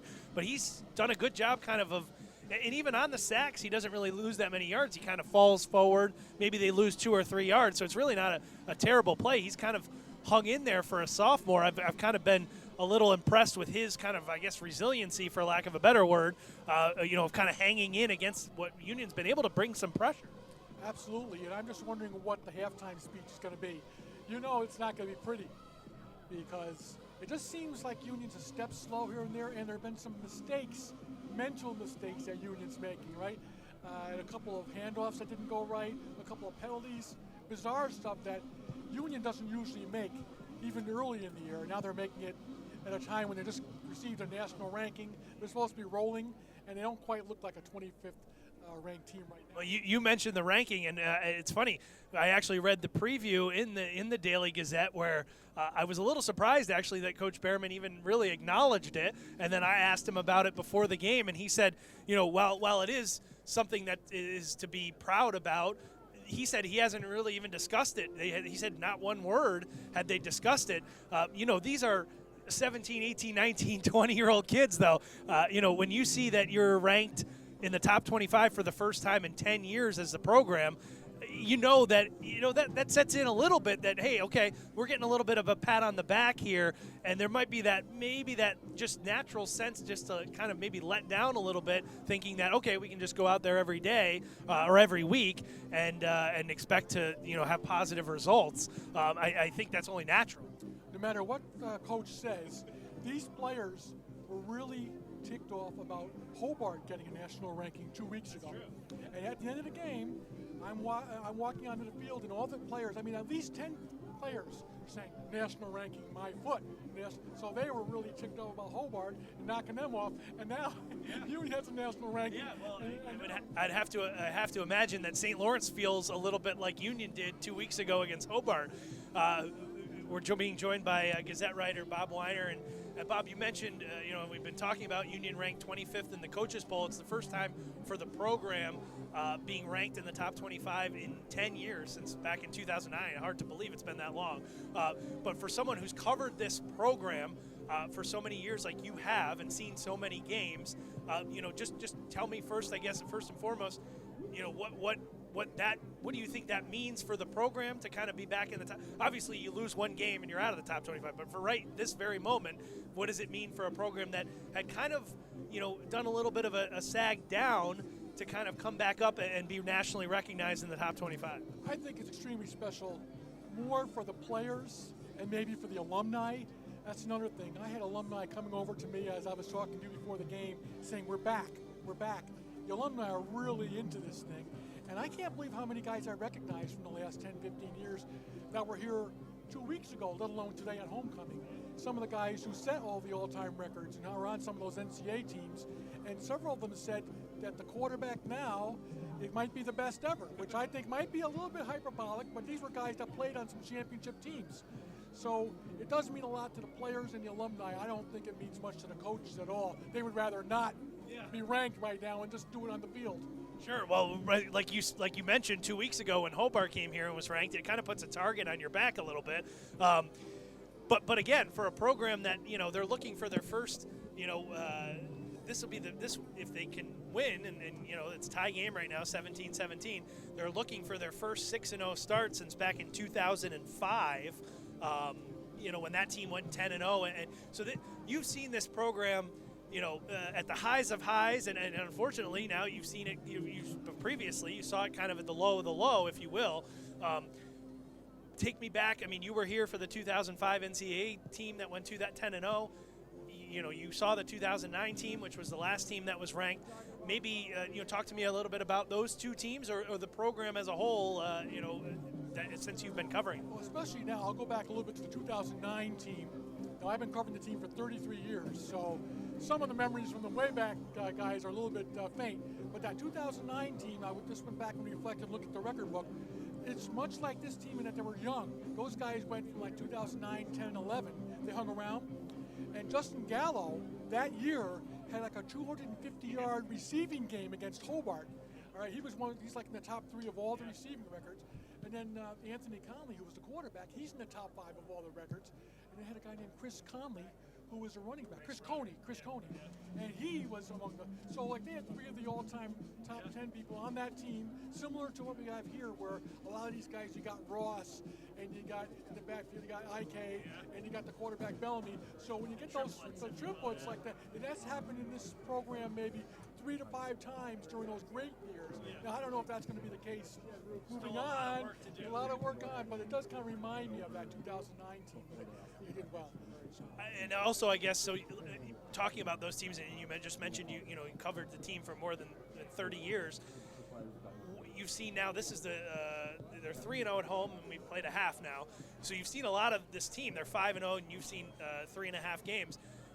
It's early still, obviously, but when this team is playing well, how do you think they compare to maybe some of those other teams? I think they do compare very well. The only thing is it's different. They do things differently. We talked a little bit before the game. They don't use a tight end, whereas previous Union teams, a tight end was featured. It was one of maybe the second or third leading receiver. Now they have so many wideouts with so much talent. It's amazing. They got 4 or 5 guys. In fact, the guy today that caught the long pass, I'm saying, who's that again?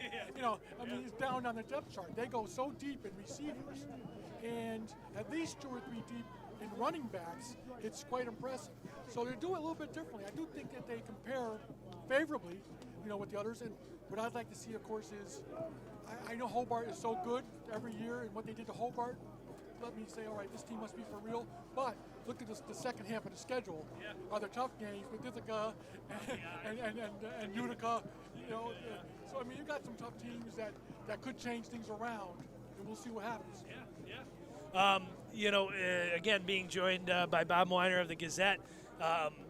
Yeah, I think that's the tough thing with almost every week you're playing, with only 10 games, you're basically essentially playing a playoff game. I mean, if you win, you keep pace. If you lose, you really, especially in what is expected to be a bunch at the top of the Liberty League standings, you don't want to step on a landmine, if you will, which unfortunately Union's tied here 17-17 at halftime. I guess just again, your thought. Appreciate you stopping by, but what do you expect? You said you wonder what the halftime talk would be. What do you expect maybe in the second half?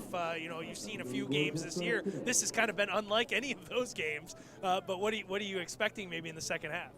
I think what he might do is change the pressure up a little bit, even though they're getting pressure. Maybe it'll come from a different angle and try to disrupt them on the pressure end. I don't know what more you can do on the coverage end. I mean, these guys are losing them. And with that many receivers, there's only so many defensive backs and maybe linebackers pushed back in coverage that you have. So I mean, you don't have to really worry too much, maybe unless they go all out on the pass situation, and you're going to give up a couple of runs, almost the opposite of what you do against Springfield when you try to stop the run. Right. You stop the pass. 300 yards in the first half, you just got to stop the passing attack. You got to do it somehow. Yeah, I'd be pretty surprised, or it'd be interesting to look back. And find the last time they gave up 300 yards either way, running or passing, in one half of football. Well, Bob, we want to thank you. As we're about to start the second half, the team's back out here. Appreciate you stopping by. Thanks very much. I appreciate it. That's Bob Weiner, who's covering this game for the Daily Gazette. Make sure to pick up his story tomorrow. Tomorrow in the paper, in the Sunday Gazette. Bob always here and gracious enough to join us here at halftime. We're going to take a quick break. And we'll be back for the second half, just about a minute to go before halftime ends and the second half begins here at Frank Bailey Field. It's homecoming weekend. Union and St. Lawrence tied 17-17.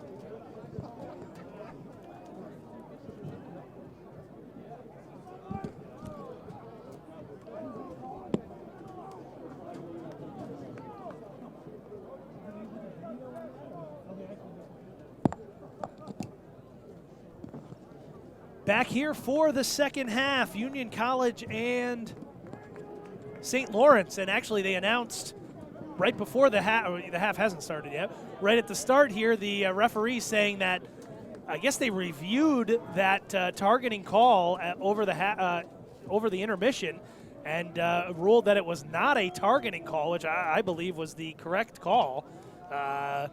So a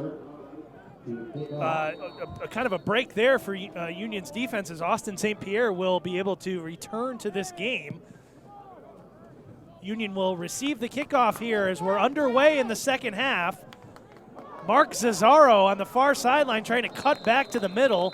He got out to the 30-yard line. Nice return for Zazzaro, and that's where Union will start.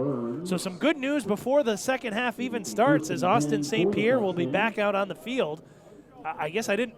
What I said when that happened was it's too bad they can't look at the replay, which they would do, obviously, if this was a televised broadcast. But they went back, looked at it at halftime. Give these referees some credit for that. Looking at the play at halftime, and they reversed the call, and so St. Pierre back with the team out here on the sideline in the second half. Union has the ball, 1st and 10 from the 30. Ike Iribor trying the right side, and he picks up a couple yards. So again, an entertaining first half. St. Lawrence had over 300 yards passing, unbelievable, with sophomore Tyler Groshot, who threw the ball 33 times in that first half. Of course, it helped that St. Lawrence had the ball for 17 of the 30 minutes. So Union's got to kind of come out and establish the time of possession. St. Lawrence looks like they're bringing the blitz, or at least that's what they want you to believe, with Frimmel and Murray. And the pass deflected, looking on the far side for Ross Jr. Bellamy's pass is knocked down. It's going to bring up 3rd down and long. Number 92, Ryan Remke. So again, want to thank Bob Weiner from the Daily Gazette for stopping by at halftime. And I think what he said is Union's kind of, they've had some nice plays, but it hasn't been as smooth as the first few games of the season, certainly the first 3 home games. Of course, St. Lawrence coming here, and, they're playing well, coming on the road. Bellamy, 3rd down, took a shot. Released it to Beal, who makes the catch. 1st down, got to midfield. Bellamy got hit. There was no call. It was kind of just a little push shot, but he went down. Beal made the nice catch. Had 2 catches in that first half. They hurried to the line. Beal had 2 receptions for 16 yards in that first half. That was a big catch. Irabor trying to spin out of a tackle. Couldn't do so. Give him 1 yard to the St. Lawrence 48. Ball placed at the 48-yard line. Union hurries back to the line, trying to catch this St. Lawrence defense off guard. Irabor again, trying the left side, staying on his feet, digging inside the 45. Gets to the 42, and it's going to be 3rd down and 3 for the Dutchman. So back-to-back runs for Irabor, now quickly to the line once again. They snap it, fake the handoff to Irabor. Now they throw it back. It's caught by the lineman. 1st down, Ryan Eretz.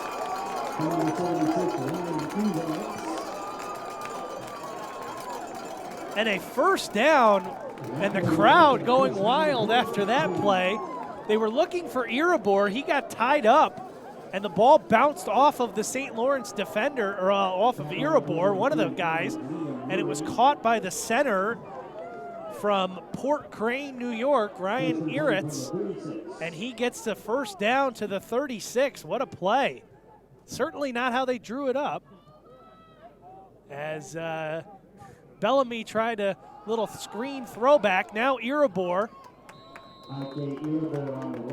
This drive has been all IK Irabor, except for the 1 pass to Griffin Beal. Short pickup. Pickup of 3 inside the 35. Opening drive of the second half. We're tied at 17, Union and St. Lawrence. 12:20 to go in the 3rd quarter. Bellamy looking to the sideline. He's got 3 receivers, Irabor to his left in the shotgun. They're going to go with IK, running right, inside the 30, and he holds on to that football as it was being pulled at by Liam Murray. Irabor close to a 1st down. It's going to be 3rd and 1.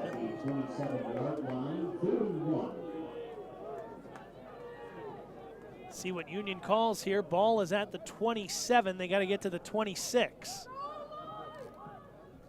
For everything Union does offensively, which is a lot of good positive things, I don't know if they have many things in the playbook for 3rd and 1, because again, now you're in the pistol. IK standing all the way back at the 35. He's got to run basically 10 yards before he can get back to the line of scrimmage, and he's dumped in the backfield. Just as I say that, Irabor couldn't get ahead of steam. He's taken down back at the 30, loss of 2. And it'll be 4th down and 4. Union's got to get to the 26. Tackle from Gillette. Credit to the St. Lawrence defensive line pushing through. 4th and 4, Union's got the offense out on the field. Quick hard count from Bellamy. They kept the offense out on the field. There seemed to be no decision making, although now the clock's down at 5. We'll see if they try to maybe draw them off sides or they run a play. Nope, they snap it. Bellamy, Irabor out of the backfield. IK spins, he's got the 1st down inside the 20. Nice dump off from Bellamy to Irabor. So on 4th down, Union converts, and the Dutchmen keep the drive alive. 15-yard line, first and 10 from the 15.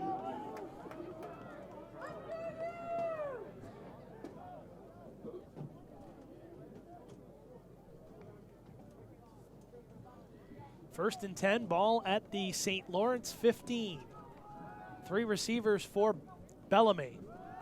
He's looking to the far side with Ross Jr., who runs under it and has the ball. The referee, touchdown! Andre Ross Jr.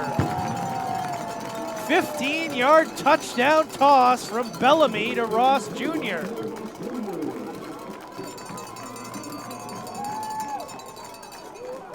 Bellamy's second touchdown of the game, and for Ross Jr., his second receiving touchdown. For the second straight year against St. Lawrence, he's got 2 touchdown receptions, does the sophomore from DC.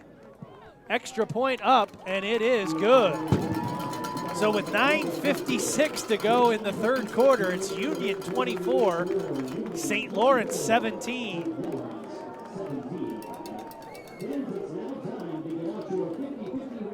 Union Athletics fans, there's an online store for all of your shopping needs. Visit UnionAthleticsGear.com for replica jerseys, Union gear, and gifts for that Dutchman fan in your life. Visit UnionAthleticsGear.com. That's UnionAthleticsGear.com, all one word. Holidays approaching, could be the perfect stop for the Union fan in your life. That's UnionAthleticsGear.com. So Union comes out, takes the second half kickoff, and drives all the way down the field for a touchdown. And the Dutchmen lead at 24-17 with 9:56 to go in the third quarter. Will Halpin will kick it off. Again, tremendous crowd here in Schenectady, New York on homecoming weekend at Union College. Taking the ball inside the 10 was Burns. Burns lowers his head and gets out to the 25, but he took a big hit.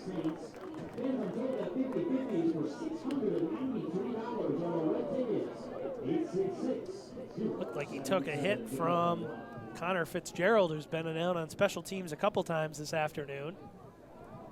Just heard the 50-50 over $600 here, so tremendous crowd. St. Lawrence has the football for the first time in the second half. Ball at the 24. It's first and 10 Saints. Handoff with Bertaglia.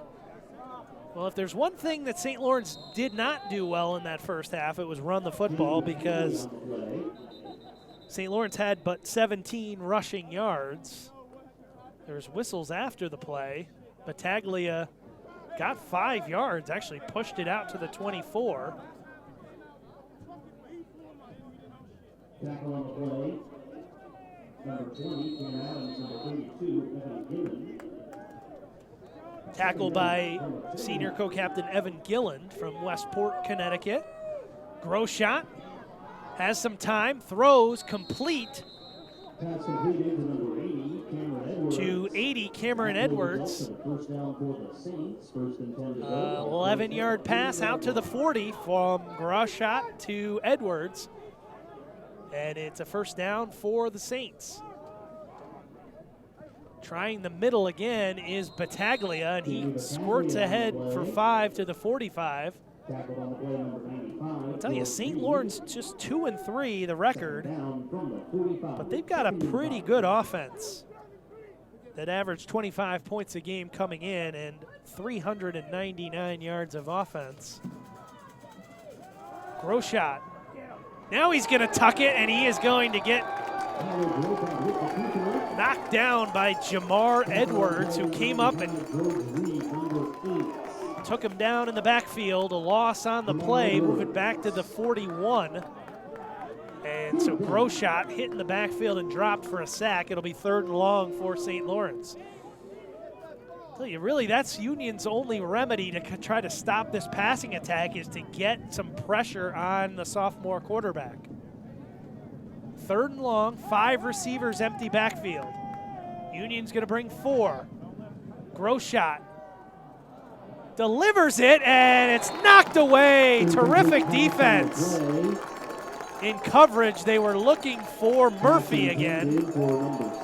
And I believe it was Skadlock on the coverage, Brandon Skadlock.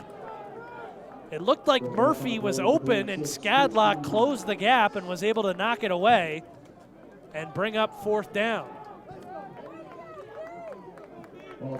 So give credit to the Union defense, which gets off the field here, it looks like, as Jackson Reaper comes out to punt the football away. He puts his right foot into it, and it's a short punt, and Union's got to get away from it as it rolls, takes a Union hop and bounces dead as it's down at the 30. Ball down at the 31-yard line. Said we were going to take a look at some of the scores around the league at halftime, and we kind of got carried away here. It looks like, I don't know if this is a final score, but Buffalo State 13, Rochester 7. I believe that could be a final since that game started at noon. The other game that we were kind of looking at was Hobart and Ithaca. Trying to see if we can get a score on that game, which I would imagine is early in the second half. 24-0 Ithaca over Hobart as the Bombers winning at home. IK Iribor has some room, shedding tacklers and getting out near midfield. IK Iribor, room to run.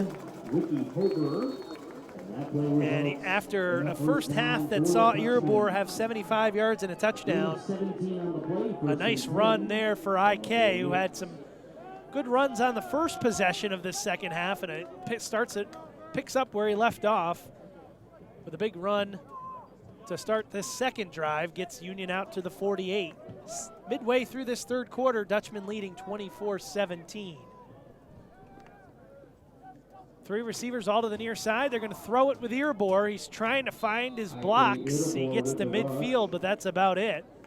Was trying to get in behind the right side, and Max Langsam, the freshman right tackle, who's a big guy, 6'4", 290, and also Teddy Hood on that right side, 6'2", 260. Pickup of 2 right at midfield is where the ball spotted, as we're under 7 minutes to go in this third quarter. Bellamy with 3 receivers and tight end Spencer Crystal out there. Bellamy looking to the sideline for the play. Joe Ferrara standing to his left in the shotgun. Ferrara the handoff up the middle, and Ferrara gets 4 to the St. Lawrence side of the field, the 46. Joseph Ferrara with the rush. So it's going to bring up 3rd down and 4. Tackle on the play, number 26, Sean Murphy, number 29, Kyle Fennell. Big 3rd down for the Dutchmen on offense.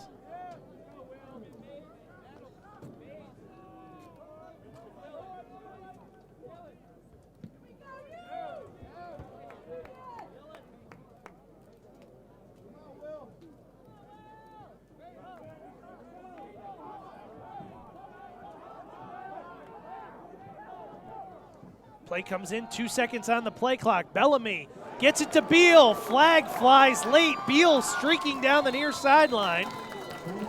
And he's got a big chunk of yardage. We'll see what the flag is.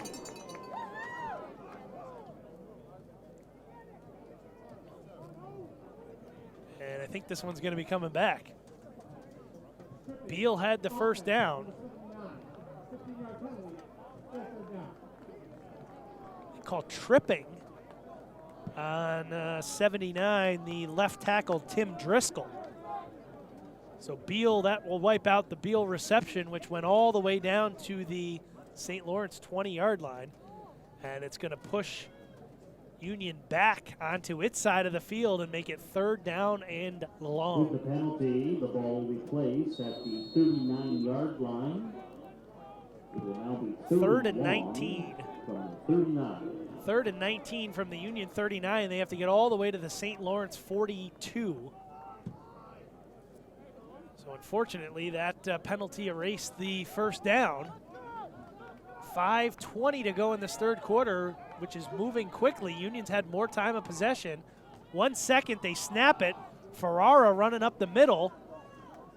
He's being held up. They finally blow the whistle as Ferrara gets 6 yards up to the 45, and Union's going to punt the football away. Trevor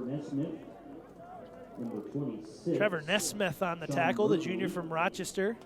That play will bring up 4th down. Ball play. Also Sean Murphy, a junior linebacker, in on the tackle for the Saints. So Halpin out to punt. Burns, the return man, standing inside the 15 at about the 13. Halpin gets the punt away, and the fair catch is called for and made at the 17, and that's where St. Lawrence will take over. Union College football would like to thank a number of sponsors for their support this season. Brown Coach, CDPHP, the Center Street Pub, Courtyard by Marriott, Mohawk Harbor, Curtis Lumber, Doubletree by Hilton, Trusco Bank, Dunkin' Donuts, the Hampton Inn Schenectady, KDO Burns Irish Pub, Price Chopper and Market 32, Ortho New York, New Country Lexus of Latham, Sefcu, Northeastern Fine Jewelry, Douglas Alman Commercial, Homewood Suites, the Union Inn, and Wolf's Beer Garden for their support this season. Short run for St. Lawrence on first down. That's Peyton Schmidt. It's about 3 out to the 21. Union leading at 24-17, the 25th ranked Dutchman.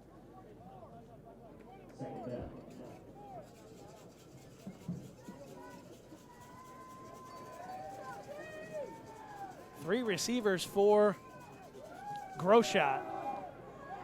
Has time to throw, now being pressured, steps up, now pulls it down, and it's almost intercepted. Boy, Groshot tried to make something out of nothing, and Union almost had the big turnover, as it was Cam Adams, the sophomore linebacker from Saratoga Springs, knocked it down, and now it's third down. Groshot was looking for Schmidt, I believe, on that last pass, and Adams knocked it away. Groshot, 4 receivers, drops back, being pressured, steps away, and now he's got the first down. So Tyler Groshot stepped out of the pressure and gets out to the 29 for a first down, and now we're going to have a St. Lawrence player shaken up. Looks like it is Brandon DeSecco, the junior right guard. Junior from Milford, Connecticut. Down on one knee, back behind the play. Union did, the defense, at least the front, did its job. They put pressure on Groshot, but he alertly stepped through it and was able to pick up the first down.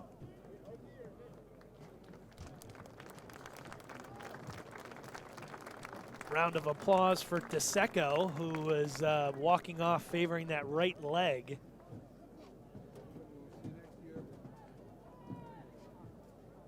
Colin, go get him, Colin, let's go! That play resulted in a first down for the Saints. The ball placed. Looked like sophomore Mike Weaver, I think, came out to replace DeSecco. After the run from Groshot, it'll be first down. Schmidt goes in motion. They give it to Bertaglia, who has some room, and then he's hit hard by Austin St. Pierre. But probably Bertaglia's best run of the game as he picks up 7 out to the 36. Union leading 24-17 with 3:15 to go here from Frank Bailey Field. Second down.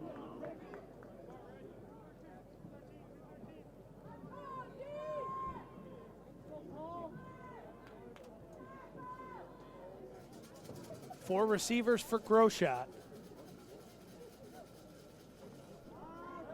Snap, now pressured, and now he just unloads it over to the far St. Lawrence sideline, and that'll bring up third down. Union's really needed a play here on defense to get off the field. They've done a nice job on St. Lawrence's first possession of the second half, and it's 3rd and 3 from the 36.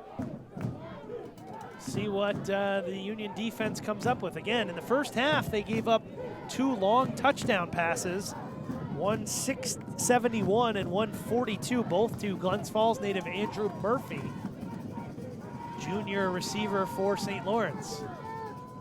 Gross shot. Throw, batted away. Nice defense. Was looking for Daniel Green, and it was knocked away. I think it was Brandon Skadlock again on that far side. He's been in on a number of plays. And that'll bring up 4th down, and Jackson Reaper will come back out to punt the football away. Important here for the Union return men. They are looking right into the sun, so you got to be sure-handed. They're standing at the Union 29-yard line. Reaper, a high hanger. Fair catch called for and made. Good job on that far side fighting the sun. It's Kevin Raybacks who does a good job and sets up Union with good field position after the short punt. It'll be 1st and 10 from the Dutchman 37.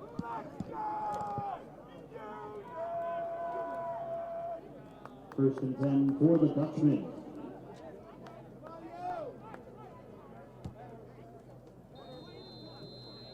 Ball placed at the 37-yard line.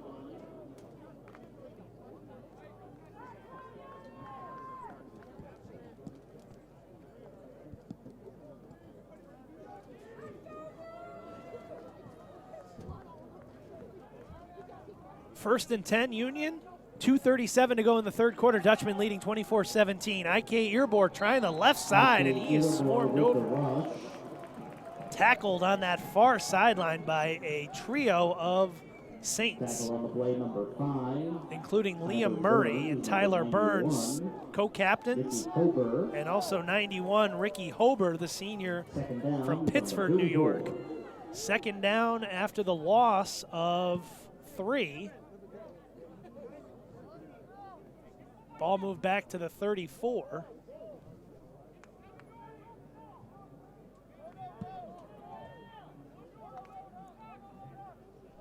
All 3 receivers to this near side of the field. Play action, Bellamy. Almost intercepted, and it's caught by Ross Jr. Holy Toledo. It went off the hands of Kyle Frimmel, and it was caught by Ross Jr. for a first down into St. Lawrence territory at the 46. That could have been a big game-changing play as Frimmel, the sophomore from Cream Ridge, New Jersey, had an interception in his hands, and it went off his hands to Ross Jr. for the big catch. Big break there for the Dutchman. As we approach the final minute to play in this third quarter, Union leading 24-17. Handoff, Earbor running right, and he's taken down there by Ethan Roberts and Ramoud Johnson. Ethan Roberts. Union gets to the gets right to the line after the 3-yard pickup, forcing St. Lawrence to get set. Final minute of this third quarter.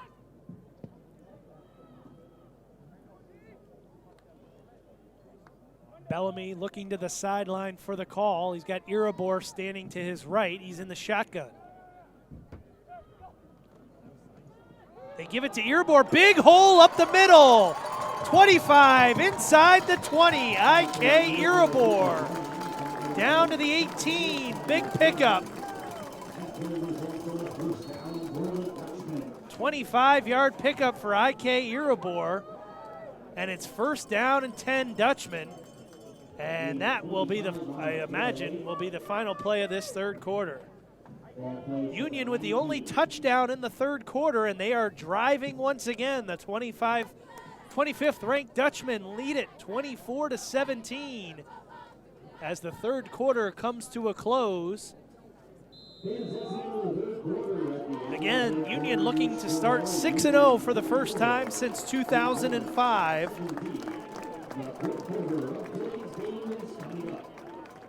And the Dutchman will be knocking on the door as the fourth quarter begins. Union Union fans, visit Katie O'Byrne's Irish Pub in downtown Schenectady, open for lunch and dinner before or after Union games. It's the place to watch college football and hockey with friends and family. Again, that's Katie O'Byrne's Irish Pub in downtown Schenectady, a proud supporter of Union College and Union College football. Prince Garden Schenectady offering the best German, local, and crack brews. Join us for lunch, dinner, and weekend brunch. Plus every Wednesday for Union Nights. Your official tailgating and away game watch party for Union football, plus men's and women's hockey. Go you!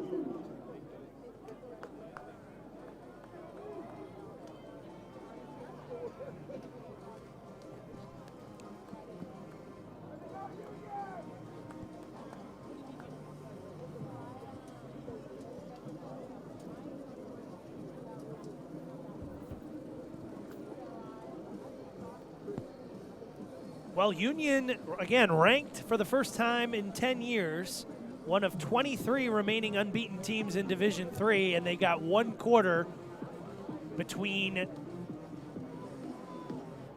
5-0 and what they hope will be 6-0. They lead St. Lawrence 24-17. Again, the last 6-0 start came all the way back in 2005. That team went 10-0, ran the table, went to the NCAA tournament, finished 11-1. Union halfway there, 3/4 of the way in this game. Irabor takes the handoff to start the fourth quarter, and he is knocked down. Number 10, Trevor Van Leer. Number 23, Ethan Roberts. Ethan Roberts, who had 3 sacks earlier this year against Morrisville, leads St. Lawrence in tackles for loss and sacks. He's been all over the place. A good linebacking core for this St. Lawrence team, which includes junior co-captain Liam Murray. No gain on that first down pickup, so it'll be 2nd and 10 for Bellamy. Gives it to Irabor. He's got a little bit of room, and a flag comes in behind the play. That was number 1, Ike Irabor with the play. Offense, number 58. 10-yard penalty. Big holding call on Union's right guard, Teddy Hood, which is going to move the Dutchman all the way back to the ball will be placed at the 28-yard line. Back to the 28. Second and long from the 28. So it'll be 2nd and 20 for Union. There haven't been too many flags in this game. I actually would say the referees have done a decent job. They did review that call at halftime with Austin St. Pierre being called for targeting in the first half. That broke in Union's favor. Bellamy being pressured and sacked. They brought Roberts. St. Lawrence brought the pressure, and Ethan Roberts just talked about how he had 3 sacks and a forced fumble earlier this season against Morrisville. Well, he gets to Bellamy and brings him down at the 38, a loss of 10, and it's going to be 3rd down and 30. 3rd and long from the 38.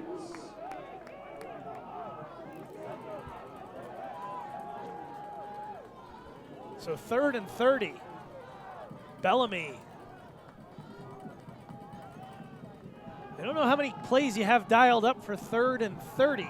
I don't think you expect to be in that position very often. And now timeout called for and taken by head coach Jeff Behrman. Union leading 24-17 with 13:05 to go in this fourth quarter. Union fans, Brown Coach is the official charter company and a proud supporter of Union College athletics. Call Brown Coach or Brown Travel for all of your charter and travel needs. That's Brown Coach, a proud supporter of Union College and Union College athletics. And fantastic banking products. Visit TrustcoBank.com for more details.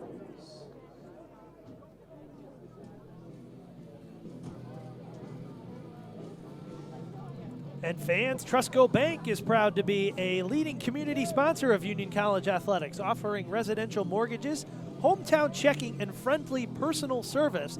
Trustco Bank has been serving our community since 1902. That's Trustco Bank, a proud supporter of Union College and Union College athletics.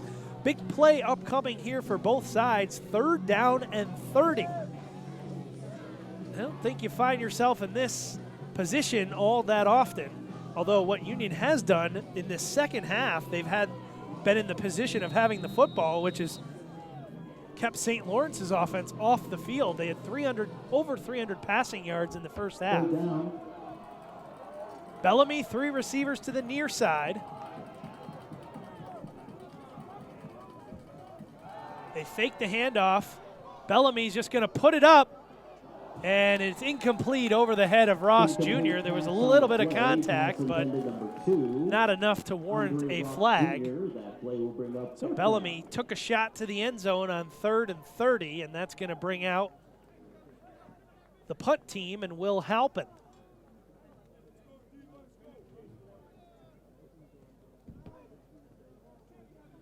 Will Halpin to punt.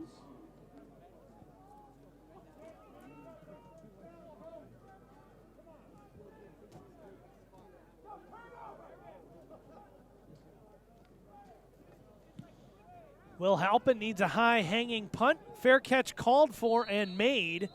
Good job by Tyler Burns. Looking right into that sun with defenders all around him. Makes the fair catch, and it's at the, looks about the 12-yard line with 12:50 to go in this fourth quarter. Union leading 24-17. This has been a tight one. Union's biggest lead has been a touchdown, and they've trailed by 4. It was 14-10 St. Lawrence early in this, or I guess right before halftime. There were 3 scores right before halftime, all in the final 5 minutes of the half. Gross shot being pressured right away, puts it up, caught by Edwards. Pass completed to number 80. Short gain. He had to be pretty close to the line of scrimmage there, as I thought he was going to take off of it. Edwards picks up 4 or 5 on that reception. St. Lawrence has got a lot of weapons. I mean, you talked to Coach Puckhaber. He said, listen, we have 4 receivers out there because our best skill guys, our best players are receivers. He said, I'd like to have a fullback or a tight end, but we've got all these talented skill guys like Viscardo and Ferraro and Murphy and Edwards. Those are your receivers. Big play in the backfield as DiCaterino takes Schmidt down. So they try a little trickery, which they've done a couple times with Peyton Schmidt, the freshman, and a big tackle by Vinny DiCaterino to knock St. Lawrence back to 3rd and 12.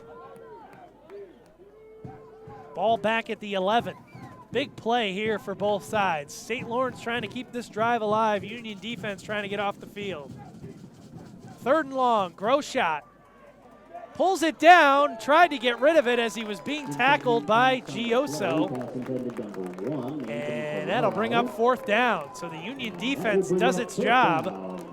3 and out here for St. Lawrence as Jackson Reaper back out onto the field. Union looks like it'll have terrific field position as its 2 return men stand on St. Lawrence's side of the field. High-hanging punt for Raybacks. And he makes the fair catch at midfield. So Union's got good field position here at midfield with 11:25 to go. It's Dutchman leading it 24-17. 1st and 10 for the Dutchman. Union fans, be sure to stop by the Center Street Pub, located at 308 Union Street in Schenectady, featuring TVs to watch all of your favorite teams, great food, and live entertainment. Center Street is a proud partner of Union College and Union College Athletics. That's the Center Street Pub, located on Union Street in Schenectady. So Union's offense has terrific field position, 1st and 10 at midfield. Irabor looking for that right side, and a good pickup on 1st down as he's just patiently looking for the hole. Picks up 6. Tackle on the play, number 91, Ricky Kober. 2nd down from the 44. And right now, obviously, Union would love to put up another score. They're also got the clock working on it on its side as there's under 11 minutes to go now, 10:55 to go here in the fourth quarter. Union leading 24-17 against a very game St. Lawrence squad who's come down from the North Country. Snap, give to Iribor. Iribor got the first down, and he's going to be taken down just ahead of the 30-yard line. He goes inside the 35. Tackle on the play, number 23. Pickup of 12 to the 32. And a first down for the Dutchman.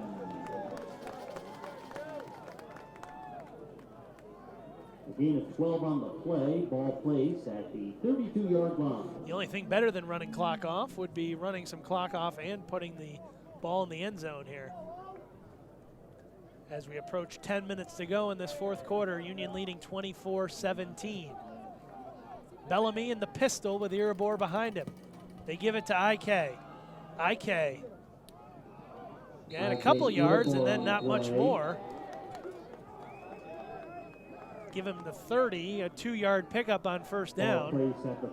St. Lawrence sending out some fresh bodies up front. As they think they did a full substitution on their front 3-4 after that first down run by Iribor. Union patiently coming up to the line here. Bellamy, 15 on the play clock, 9:25 to go in this game. Drop back, throws it, caught. Beal is hit hard. Big hit by Liam Murray. Beal turned around and Murray was right there to knock him off his feet.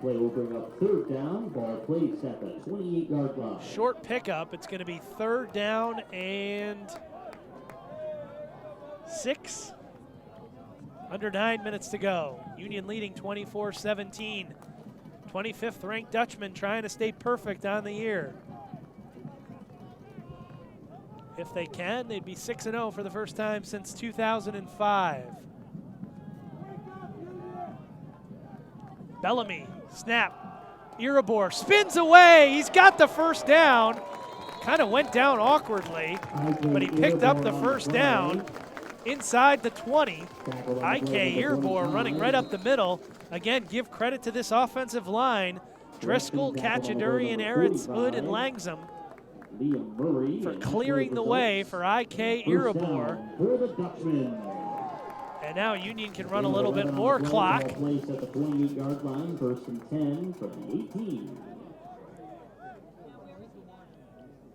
As we approach 8 minutes to go in this game, 8:05.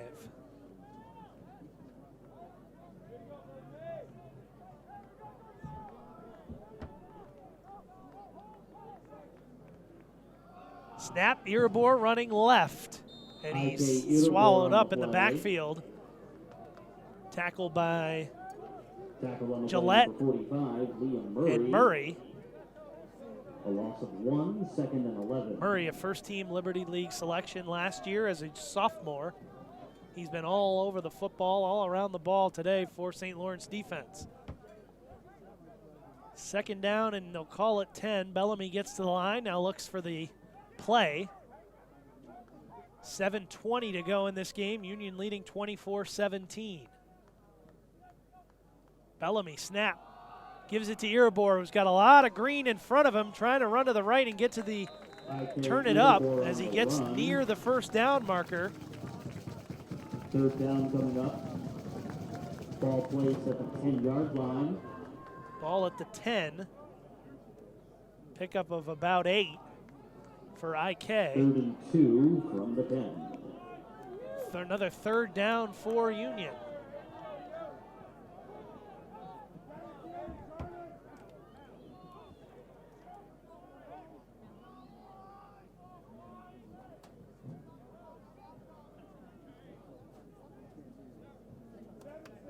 Five seconds on the play clock. I think they're going to take it down and call a timeout here. Take a timeout with 6:26 to go in this game, and Union leading 24-17. Look out to the South Hill and Butterfield Stadium. Ithaca leads Hobart 31-0. That is, I don't think what people were expecting out at South Hill in Ithaca. It's Hobart coming off a big win against RPI, getting shut out.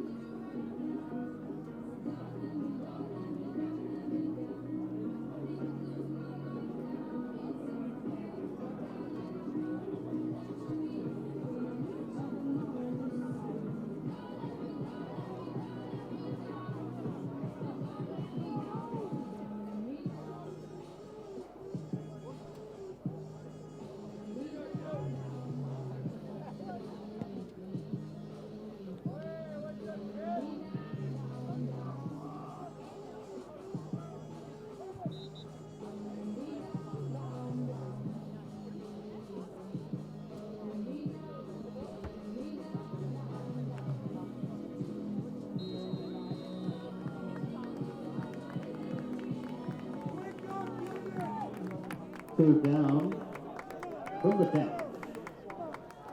Big third down here facing Union. 6:26 to go in this game. Dutchman trying to put another score on there. It's Iribor. Gets out of the tackle. He's got a first down. It's going to be first and goal Union from inside the 5. And that is a big first down for the Dutchmen as they run that clock with 6:15 to go. 5-yard line. First and goal from the 5. It'll be first down and goal for the Dutchmen.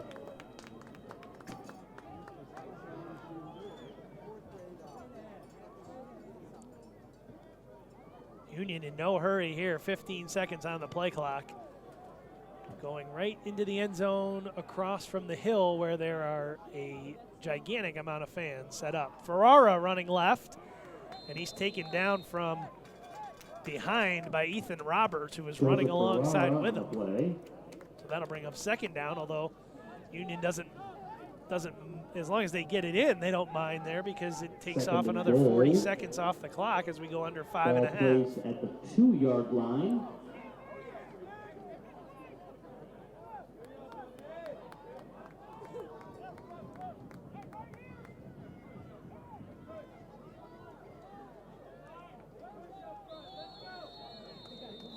We have a penalty marker on the field. And now a flag comes down.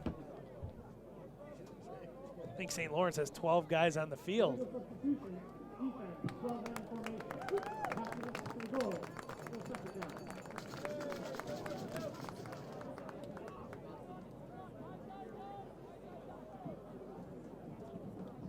With the penalty, the ball will be placed at the 1-yard line.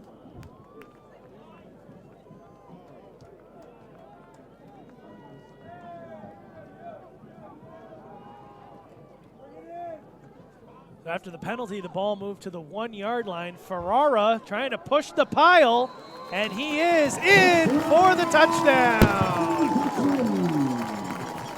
Joseph Ferrara, his 7th rushing touchdown of the season. And that puts the Dutchman up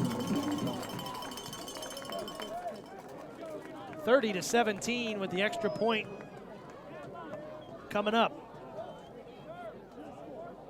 Big touchdown there with 4 minutes and 50 seconds to go. Ferrara just went right up the middle behind the offensive line, which again gets credit for a terrific game.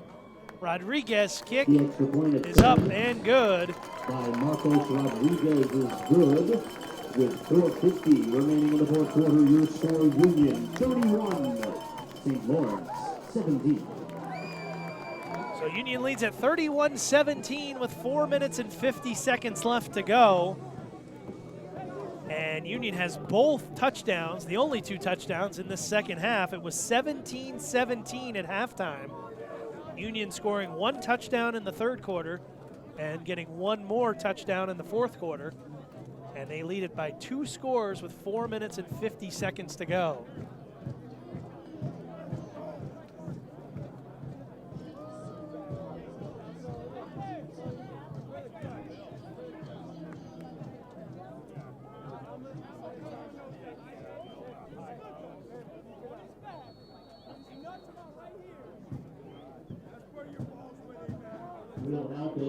Will Halpin will kick off. Burns,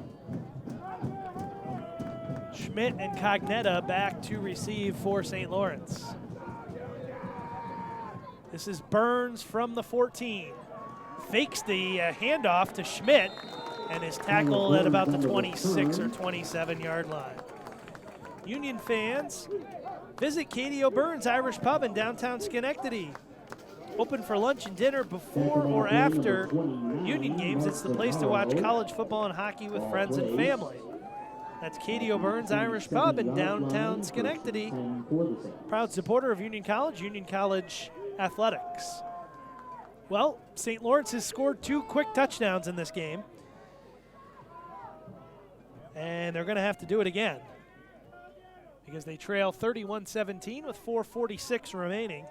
And Tyler Groshot, who has acquitted himself quite well, the sophomore Throwing it once again, there's Ferraro. He's got Anthony Ferraro out to the 34, pickup of 7. But the clock's going to roll. St. Lawrence has all 3 of its timeouts. Quick snap, here's Groshot. Now being pressured out of the pocket to his left. Throws it back across his body, and it's out of bounds down the sideline. It'll bring up 3rd down. Third down.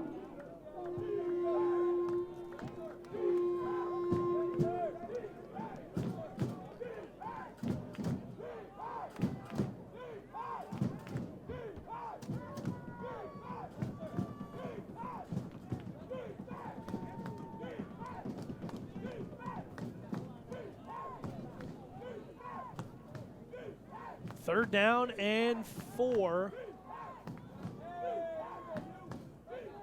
for St. Lawrence. 4:17 to go. 5 receivers for Groshot, nobody in the backfield with him.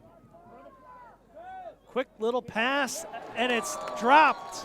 Incomplete on that far side. Great job by Paul Chambers coming up and knocking Sean McCormack. Broken up on the play, number 1, Paul Chambers. Actually, it was Edwards. Edwards tried to make the catch. And it was knocked out of there by Paul Chambers. Terrific cornerback for this team. That'll bring up 4th down. St. Lawrence keep the offense on the field here with 4:13 to go. Groshot, 5 receivers, empty backfield. Completed the pass, and he's got the 1st down. It's Ferraro. That's completed to number 1. They got to the 39. They needed to get that far. Got about an extra yard. It'll bring up 1st and 10 for St. Lawrence. So the Saints keep the drive alive under 4 minutes to go. Groshot hit as he throws. Viscardo picked it off the turf.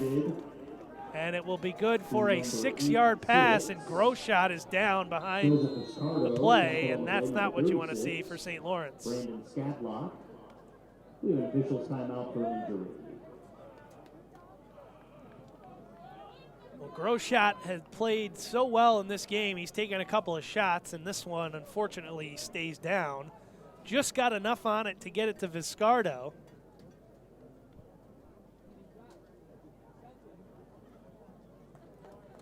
Groshot up to his feet.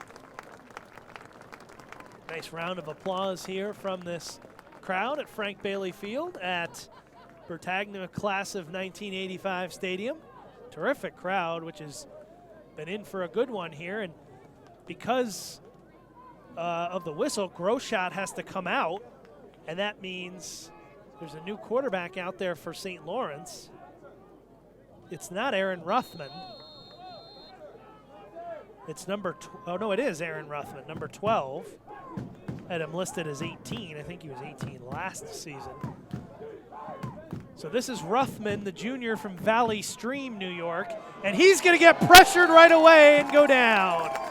Evan Gillen coming off the far side, and he takes Ruthman down for the sack. Sacked on the play, number 32. Senior co-captain Evan Gillen, who's had a terrific last few games. He's got a fumble, touchdown by way of fumble and interception, but a big sack there, which puts St. Lawrence behind the chains here, 3rd and 11 with Ruthman at quarterback.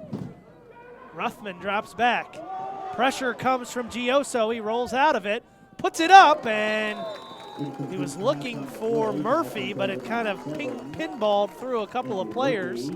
Could have also been intercepted, and that'll bring up 4th down.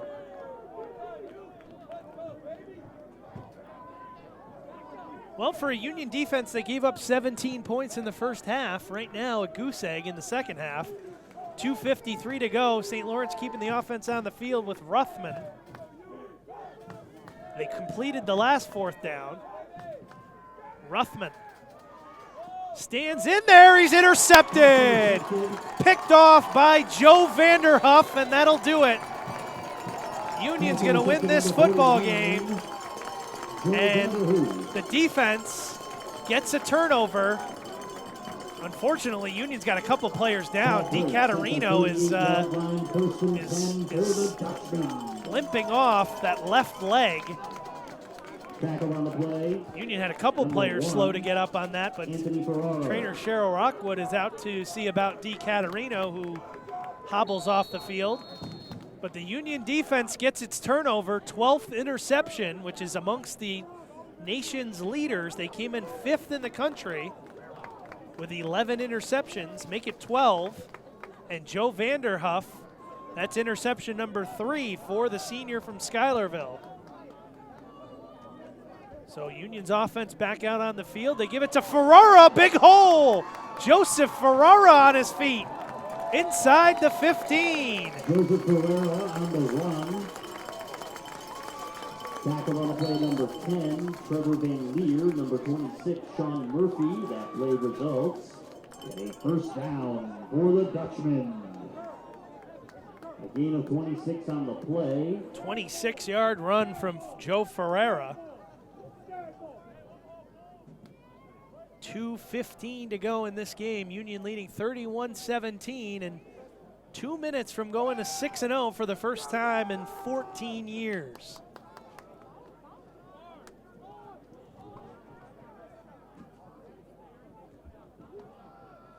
Ferrara bounces it outside. Breaking a couple tackles. He gets inside the 10. It'll be first and goal for Ferrara. Tyler Burns. See if Union thinks about sticking it in one more time here. They lead 31-17. Ball is inside the 10. Certainly don't need to. St. Lawrence has all 3 timeouts, but I can't imagine Coach Puckhaber is going to stop the clock. Union might take one more crack at it here. 10 seconds on the play clock, 1:20 to go in the game. Ferrara, right up the middle, touchdown. Joseph Ferrara, his second touchdown of the fourth quarter. That touchdown was scored by number 22, Joseph Ferrara's second of the afternoon, and he's got 8 on the season, and now Union leads comfortably 37-17. So this score is going to look a lot different than how this game transpired. Union getting 2 fourth-quarter touchdowns. The Extra point is up and good. Marcos Rodriguez is good.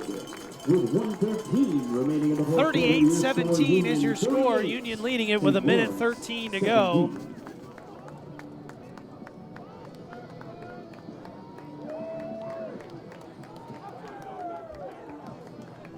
So Union leading at 38-17. And the Dutchmen going to improve to 6-0. They get 3 touchdowns in the second half to break open what was a 17-17 game. Touchdowns, 2 from Ferrara, 1 from Bellamy to Ross. They also connected in the first half. IK Irabor also had a long touchdown run in the first quarter. Those are your 5 Union touchdowns. So Union's going to kick off, 1:13 to go.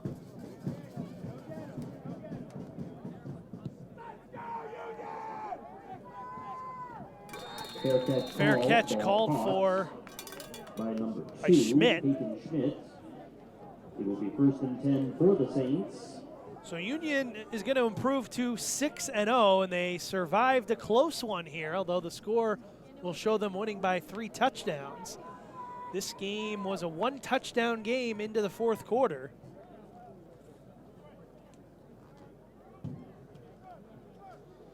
And the Dutchmen will have back-to-back road games now for the first time this season, as they'll go to Buffalo State, and then a big one as they'll travel to Ithaca College on November the 2nd before being back here at home.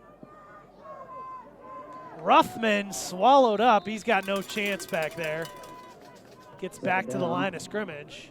That might be the last snap as we've got a minute to go. Actually, they've got to snap it again. As They're going to keep Groshot on the sideline after he was shaken up on the last drive. Ruthman with 4 receivers, drops back. No chance. He's taken down in the backfield. Jamar Edwards. Aaron Ruffman on the keeper, sacked on the play. Number 8, Jamar Well, Edwards. Union's gotten pressure most of the afternoon. Unfortunately for the Dutchmen in the first half, St. Lawrence hit a couple of big plays, which were touchdowns. 71-yard pass and a 42-yard pass. This is a handoff to Bertaglia. Flag flies, There is a penalty marker on the field. which will keep this game moving along. Or actually, will keep this game from the clock running out unless Union declines it.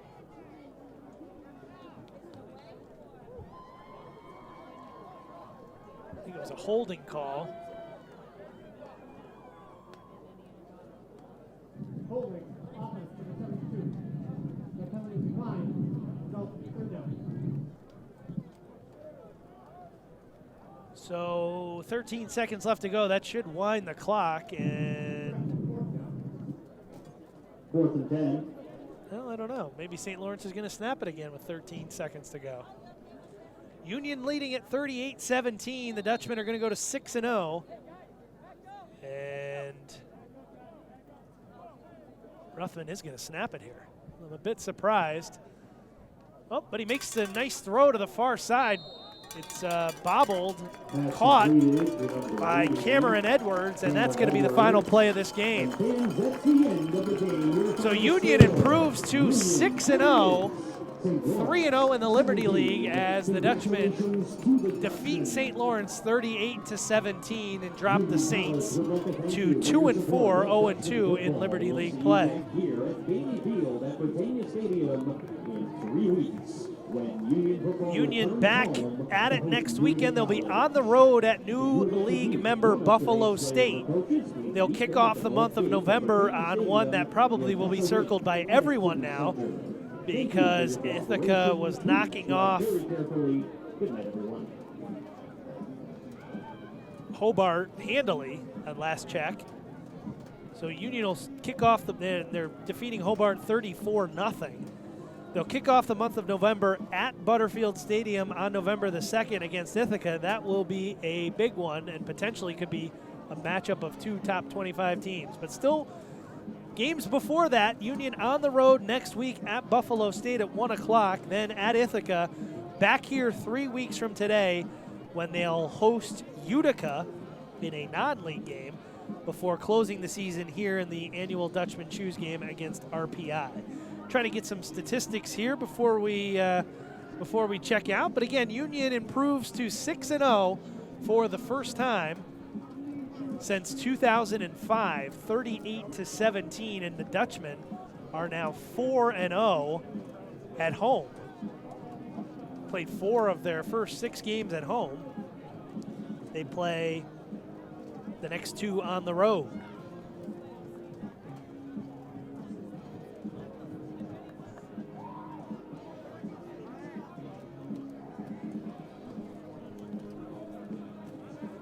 Well, we'll go through the scoring here, and then we'll try to give you some final statistics here.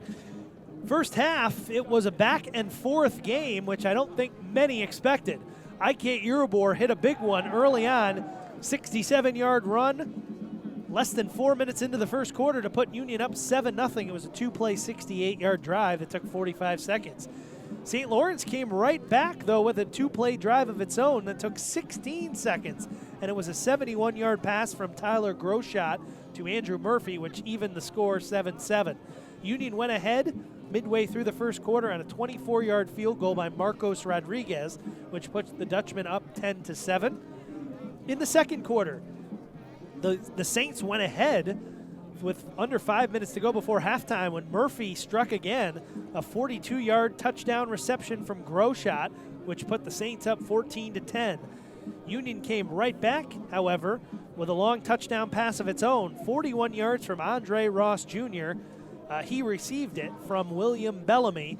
That put the Dutchmen up 17-14. However, right before halftime, the Saints got a 20-yard field goal from William Mannery to tie the game 17-7.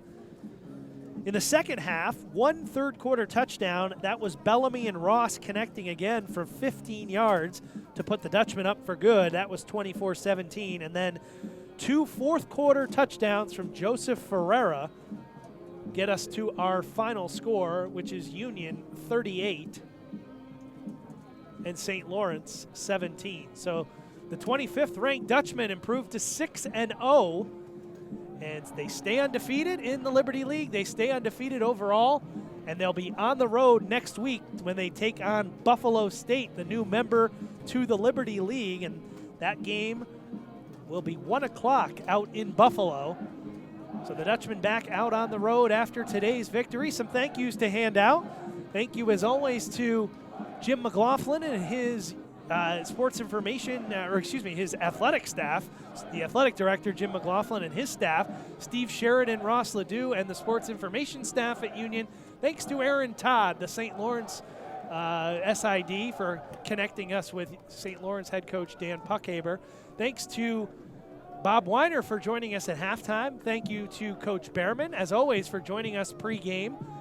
And thank you to you, the listener, for tuning us in here on the Union Athletics website. And we're glad you could join us here this afternoon for what turned out to be a good game, with Union coming out on top and improving to 6-0 and 3-0 in the Liberty League. So that will do it here from Frank Bailey Field at Bertagna-Class of 1985 Stadium.